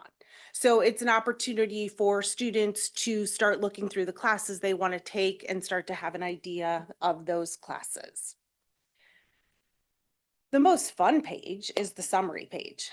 So this is gonna obviously summarize all of the different areas that the student needs to look at. A couple things to pay attention to. In the upper right-hand corner of the year that they're planning for, it tells them how many credits they're planning on taking. Students have to take a minimum of 6, maximum of 7. We do have some exceptions to that, but that helps the counselor and student as they're planning. I also provided for you a paper copy of a worksheet that we made as well for families also to be able to utilize that.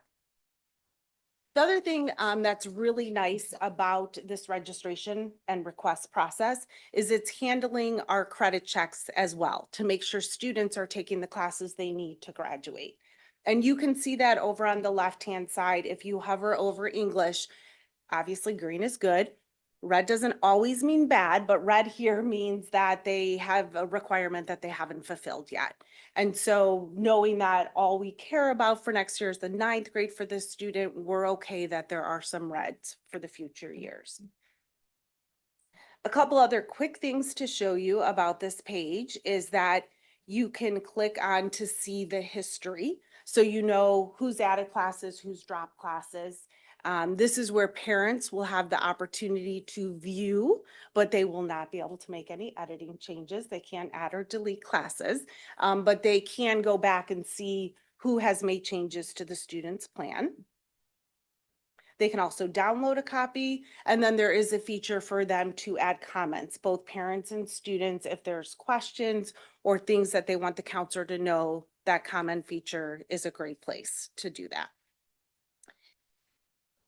And then when all the classes are chosen and they're ready, basically they're going to submit the plan.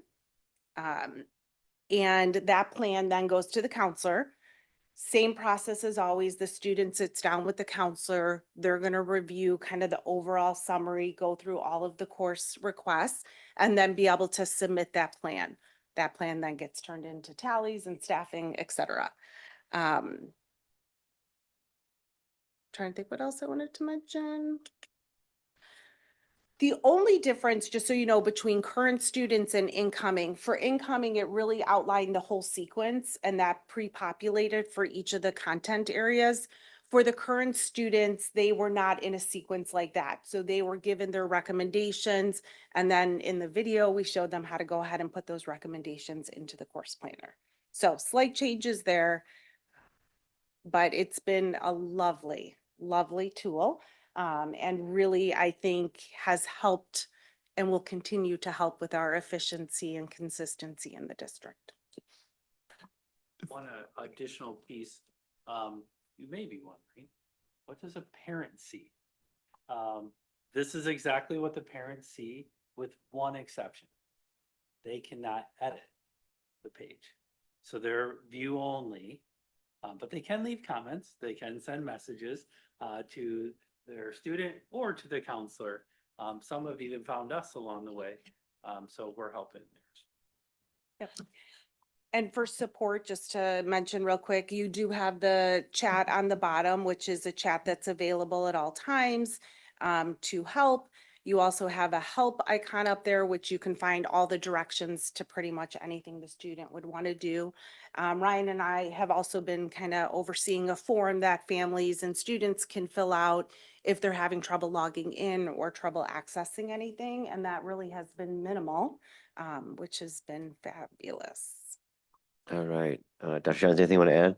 I want to thank both of you for not just the presentation this evening, because it's like a little bit of frosting, but the work that's going on behind the scenes to lead to this presentation of where we're being as transparent and highly communicative on a major change as we may have ever been. And I want the board and everyone to know that's a lot of work. These two have been working super late, night after night. I'm constantly walking out late at night, seeing their cars, and then looking up at their offices and seeing the lights on. They've put in huge nights together. I'm a little jealous. They have a lot of fun working together because they're true teachers, and true teachers like to design lessons and whatnot.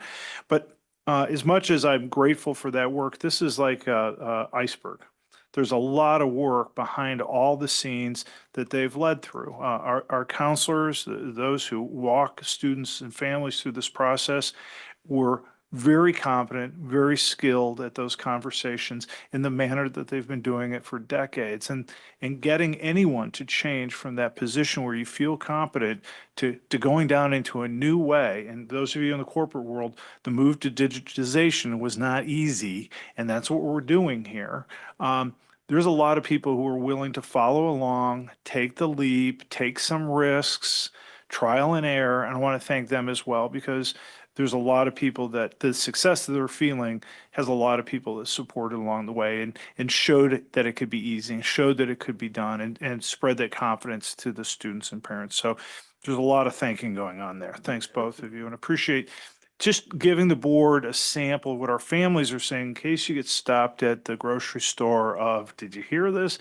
You can at least say, yeah, I got a kind of a sense of it. So. And we are gonna have 1-800-Laura on 1-800. Ryan on us. Anytime. And I think at There's least a Laura's message me sent. super excited to get those calls. I'm on super Sunday excited at to help. midnight. Okay, awesome. Absolutely. Thank you very much. This is great work. I know it's an ongoing work, but the fact that you're working and communicating something so complex with so much change, the resistance to change to which Dr. Johns just alluded, it's tremendous, and that you are excited about it is even better. So that's all good. Board members, any questions or comments, Mr. Galecki? Oh, this is fabulous, by the way, and for a student who is very much into her schedule, what her trajectories are and stuff, it's a great playground in terms of trying out the different options. Quick question I had. So this is a student that I guess has been evaluated to go down a particular set of courses and everything. If they wanted to, I can't really see what's up there, but I'm assuming these are not honors programs that are up there. So I don't know if that's their profile or not, but say they. Quince was the CCR level, the college and career Ready. readiness level. Yep. So if they were moving to the next level, what does the student see if they try to pick that class? Yeah, so they're limited to their Just saying. sequence and what the IS puts forward. So you can see this is a student in the CCR. If they were to say, hey, I really want to go above that, they can choose accelerated honors, they could choose, and then that process engages with the IS and the counselor on your request to go up. So they have the option of going in there and it flags a message, little pop-up or something says, you need to go talk to your counselor for more details about. When the counselor meets with them, they would have that conversation. So they're allowed to make those shifts. Okay. And then there's a record on the side that tells us they chose a different sequence, a different path from what they were suggested. to do. And this will happen with I know you mentioned the new kids coming in, they've got everything programmed versus the Correct. kids that are in the program current or with us currently Correct. only have the one track. So there's same flag pops up and everything. Correct, Okay. because we have the sequences built with our class of 2029 and ongoing through the system, where with our current students, while we have sequences, it's just a little bit of a different process without the accelerated placement. And if they, I guess the flag the other way, let's say they're at the honors level and they flag down to something more, Same thing. same thing that comes up as a, Absolutely. And that's one of those efficiency pieces. Our counselors would have had to mark that every time they had that conversation and get ready to input that data into our student information system to report to the state. Now, SchoolLinks does it for us. We export the data and submit it to the state because we, by state law, have to report that now. So the system does that efficiently for us. thank you, wonderful work. Thank you, Ms. Mullenbeck. This is great. It looks really intuitive as well. I mean, obviously I'm not playing with it, but just the way that you've described it, I think it, for people who like to play with these things, they'll find it very simple to navigate, I think. And it seems like there's a lot of functionality and a lot of information, which is terrific. Little bit of a different question than Mr. Glowacki's question. But let's say, for example, we have a student coming in 2029.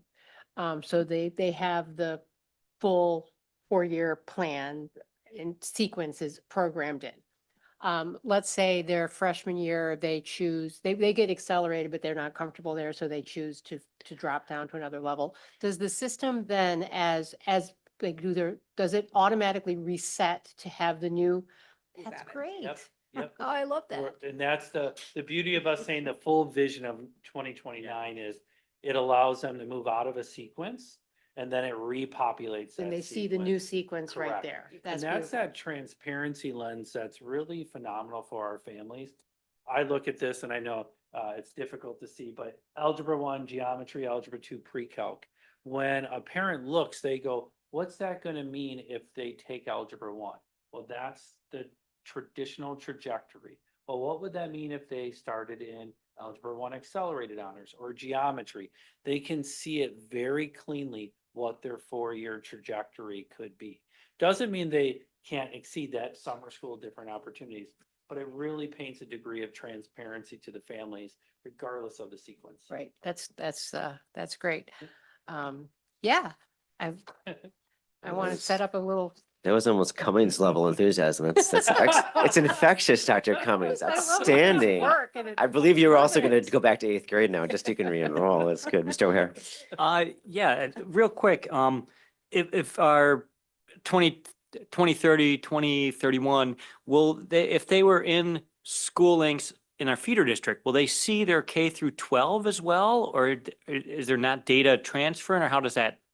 Yeah, at this current time, we're not transferring data between different systems. Those that are in unit districts, absolutely. They see a little bit of their work, but at this point, we're not doing any kind of seamless process. We've had conversations at the township level, both Panorama and School Links and opportunities there, but right now, no. Okay. And I see you can go out 4 years. Do we have the elective set up 4 years out already? Yes. Oh, we do, okay. Yes. I thought we approved the courses every year, don't we? Am I just making stuff up? Don't you guys? I think new courses. Oh, changes we approve, that's right, Yes, okay. exactly. So those are all in the system. Ruh-roh. And then, I told you not to touch it. That was my one rule and I violated. One rule you have. It's happened a couple times on the webinar. Yeah, March. I think the families are finding it humorous. Humorous. For driver's ed in summer school, I didn't see like a summer school. I know you'd mentioned it, but where does that pop up for my plan, if you're planning? Over across the top, it's very difficult to see, but right there next to the person running behind it, which I find humorous. Comical. Yeah, so summer school is not in here right now in terms of them being able to select the plan it? class for summer school. Yeah. But what the counselors are doing is indicating it within a comment. If a student or a parent has indicated that the student's going to take that summer school class. And then once the class is taken, it will come into School Links and be part of the plan. Because didn't we have like issues trying to figure out which summer school course to do and how much enrollment? And so if you could plan it out Yep. in advance, that would be nice. Absolutely. And so, when a current student goes into School Links, let's just say a junior who's registering this week, 9th and 10th grade will be the classes that they took and all the grades and credit that they received. And then it will also indicate the classes they're currently enrolled and then future. And so going forward, we'll be doing that for transfer students too. If someone comes in who wasn't using this, You got it. you can just dump in their, and so that you can still use it as a junior and you can come in. Absolutely. All right. They jump right in. Perfect, thank you. Excellent. Comments over here, Ms. Siegman? I would just say for two children who are juniors who registered this week, they said it went great and they showed me it. And so, yeah. So you're not in that 2%. That's good. She's pretty savvy. Dr. Steinberg? Anyway, so I think it's an awesome tool. It's like, so great work on that. I agree with everybody. I think this is great, and I appreciate all your work and dedication on this. I bring a different aspect to this, which is the implementation part of it. And as you all know, and we all know, we have a huge arc of diversity in terms of knowledge. I'm not going to talk cultural. I may add cultural here as well. So we may have families that they see this already pre-populated and say, this is what we have to do. On the other side of the spectrum, we have families that are going to fight everything. Why do I have to take this class? And ideally, we want to bring the same level of service to everybody. And this is where the onus is on the counselors to challenge people, not just to say, this is what your next 4 years are going to be. This is the path that is suggested to you at this point in time based on what we learned from you. Talk to your families, go back, see if this is what you really want, see what alternatives, because, and we don't have to talk percentages, even if it's 2% versus, 98, we have people that are gonna use this to the full extent. And gonna go back home, talk to the parents, check with the parents' experience when they did high school. We have people here whose parents didn't do high school here, let alone understand that, looks nice, algebra and all these things, but maybe you don't have to take algebra. And then you move the next one on the sequence, and then it changes totally the end of the mathematics sequence 3 years from now. So I say blank statement, not pointing to anyone in particular, but sometimes from the point of view of the person that implements this, and I have been an advisor at a higher level, sometimes you're like, well, the student has all the tools, so I can ease up a little bit because they know and they are empowered. And that's not the case. And we, even at the college level, you get students, we were talking earlier, that go to graduation the last semester to find out that they haven't followed everything that they were supposed to do and they have to take an extra class. Yes, yes. And I've been on both sides as a professor, as a parent. This is something similar, though it's more empowering. That's the part that I like about this, is that if our counselors work with families that may not be, and students that may not be so aware of the chances that they have, this will be great. It's just, I'm assuming the two of you are assessing, are you going to be assessing every year? That's where the burden of proof is for that percentage of population. I don't know what it is. It may be 50%, it may be 15 or 2, but we're doing something great. Let's make sure that everybody gets to benefit from it. And thank you. Spread greatness. All right, excellent. Mr. Shine, anything? I think it's wonderful that we are bringing a piece of technology into the district that is customer or user facing. So usually what we do is we have all these systems, but they're for the benefit of the staff and operations to make the district run better. So for me, the analogy is banks have had systems for years, decades, but it was really, it changed. Banking changed when they put it on here and they created forward-facing systems. And I think this is great. This is what people. That's great. The NSA is following you, sir. Okay. You touch it. All right. So, and the more of this, I mean, like the first one I think was the food, the little applet for lunch, where you could, the parent could add money. So that was something that became self-service. Yeah. And then you could, I guess, see grades online maybe after the fact, right? And so and this is like the most logical extension of that, where you're bringing the data down to where it has the impact for families. So. All right, excellent. So Thanks, guys. we'll hear from you next time you have the next steps, right? Outstanding, wonderful. Thank you, thank you. Item 6.7, our last regular agenda item is recommendation to approve updated 2025 summer session calendar. Dr. Johns. Thank you, Mr. Dowdy. This one should go pretty quickly. Back in early September, we set the dates for summer school, the first semester in particular, in a fashion like we normally do, in which one of the last days of the first semester is in the next fiscal year. And since September, when the board approved the calendar that we'd established, we learned that it is better fiscally if we move all of first semester summer school into the current fiscal year and separate the two so that the second semester, as it is already determined, is completely in the new fiscal year. So we just need to do some cleanup. We'd like to move the first semester summer school dates. Instead of June 11th, we'd like it to move to June 9th, and ending instead of July 1 to end on July 26th. That allows us in terms of payroll to be clean, but also in TRS credible reporting requirements. That's the only change. We're talking 2 days. Okay. Any questions, comments, concerns, Ms. Mellenbeck? Just for clarification, I would just add the days of the week. Like, you know what I'm saying? Oh, in the chart. Yeah, in the chart, so that it's like Wednesday the 9th or the Friday the 26th or whatever. Very good. Are there Good. Mondays? You meant June 26th. I think you it was said June too, yeah. Okay. You said July, yeah. I'm, You did not say 2035. know you That meant. was good. That was We know good. what you were. at least We- I we- didn't say we- 2024 this is is- what I've been doing for a week now. I so- just wanted to make sure I was Thanks. following along. Sorry. No, it wasn't you. All right, cool. Ms. Siegman, anything? No? Was it Dr. Steinberg, Mr. Just a Shine? clarification, we are voting on the memorandum, not on the historical document. So there's no other changes than the dates. Correct. The only if there's change a is motion. first semester. Thanks for clarifying. Yes. Okay, and did you want the vote tonight, you said? Yes, if I could, because we need to get to work on posting all this so we can get classes registered, people hired. There's a lot of work. I'm fine with that. Anyone have any problem with that? It's a pretty minor change. Anything? Okay, entertain a motion. I move that we approve the updated calendar for the 2025 summer school session for Glenbrook South High School, as discussed. Second. Any discussion on the motion? Hearing none?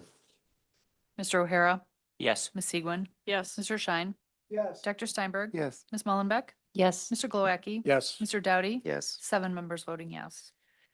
Thank you. Terrific. Item 7, review and summary of our meeting. We had heard from 5 community visitors this evening on a number of topics. We had a superintendent's report, which got into details following up on the woodshop fire, and then quite extensive discussion on the Power School data situation, which we're going to make sure we continue to communicate with our community, our families going forward, and also keep the board updated on an extremely important issue, which hopefully will not recur, but we all know there's possibilities. We had updates in our reports from the schools on incoming freshman activities, debate, both current debate success as well as legacy celebrations, fashion showcases, athletics, and all sorts of different levels. And the V Show and the choir tour in Orlando, all very, very wonderful things to hear. We approved our consent agenda as presented. We discussed the leasing of space at 1200 Shermer, which will come back on the 27th for a vote to go forward. We also talked about the summer 2025 capital projects also coming back on the 27th, as will be the commencement 2026 date, which is going to be updated in the memo and come back, as I said, on the 27th. The True North withdrawal request will come back on the 27th after discussion. We also will come back on the 27th. The policies, procedures, 5 sunsets, 5 new ones. The School Links implementation was a demonstration, which we kept up on a very, very important development in our school districts of technology, which seems to be going swimmingly, which is wonderful. And finally, we just approved this evening the change in the dates for the summer session 2025 to split semesters across fiscal years. Item 8, possible topics for future board meetings. Please let Dr. Johns or me know any of those. We do have closed session night, which is item 9. Bruce, if you don't mind. Yes, if- sir. It's not an item for a future meeting, but, we started the meeting with people talking about sensitivity and diversifying the community, and I'm sure we are not unique. So again, I'm not proposing an item for a future meeting for No. us, but it's a request for the administration to kind of see what other places are doing. I think that's right. And I will just understand. add to that without discussing it more, that is consideration of these sort of broadening of holidays, observation, which I know you and I have talked about on the side and places. It's a very fine point. So that's something that should be thought of because it's a broadening topic across our community as well as many others. So All right, thank you. Oh, Ms. Mr. Doughty, Siegel. can I add an item for a potential Please. discussion point?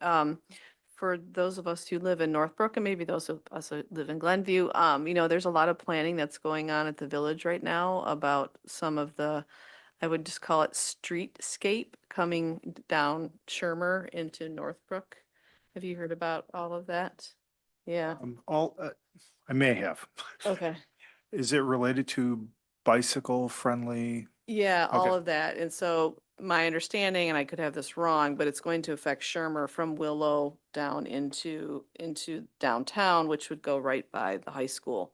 Okay. So I would just like appreciate maybe an update if you guys have had, discussions with them on what that's gonna look like, how it's gonna affect the school, the operations, everything here, but yeah. We haven't for some time. I do have my intergovernmental meeting this Wednesday, Okay. and I'll get some information. I'll either bring it for superintendent report or I'll put a memo together. Oh, that would be great, because my understanding is they're trying to do it next year. Yeah, that's my recollection. Yeah. That they were gonna start it. Mhm. like a little bit this summer. You know, but- we also have in District 31, they're doing a widening of landwehr, and I'll bring that as well too. That will Oh, be a really? great enhancement to the community because of the traffic jams we get as our staff are coming and they have parent drop off and whatnot. So Okay. I'll bring both. Yeah, that'd be great. Thank you. All right, great. Thank you for sharing that. Any other ideas, please do raise with us. Item 9, closed session. We do have closed session night to consider the appointment, employment, compensation, discipline, performance, or dismissal of specific employees of the public body or legal counsel for the public body, including hearing testimony on a complaint lodged against an employee of the public body or against legal counsel for the public body to determine its validity. Student disciplinary cases and litigation when an action against, affecting, or on behalf of the particular public body has been filed and is pending before a court or administrative tribunal. When the public body finds that an action is probable or imminent, in which case the basis for the finding shall be recorded and entered into the minutes of the closed meeting pursuant to sections 2C 1, 9, and 11 of the Open Meetings Act. So moved. Second. All in favor? Aye. Any opposed? Motion carries. Thank you. We will take 10 minutes to 9:45 to recommence.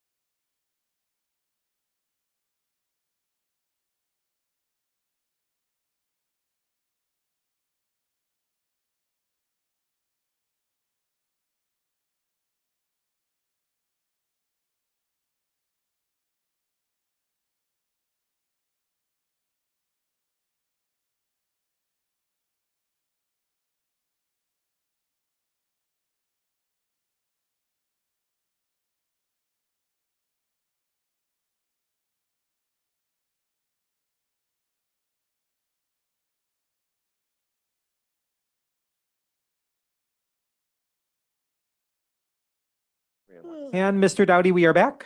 And just as a note, it is 11:06. We are back in open session. Item 10 is possible action. We go to 10.1, which is, we have a student discipline, Mr. Glowacki. I move to expel student 0113-25 through the end of the first semester of the 25-26 school year per the plans and details as discussed and closed. Do we have a Second. Second is from O'Hara. Any discussion on the motion? Hearing none. I think this is Mullenbach, Yes. O'Hara, Yes. Glowacki. Yes. Seguin, Yes. Steinberg, Yes. Shine. brain is stuck, Shine. Brain stuck. Yes. Dowdy. This motion carries 7-0. Wait, I didn't get to vote yet. Dowdy. Yes, okay. I was remembering your name. Okay, motion carries 7-0. Item 11, entertain a motion for adjournment. So moved. Second. Any opposed?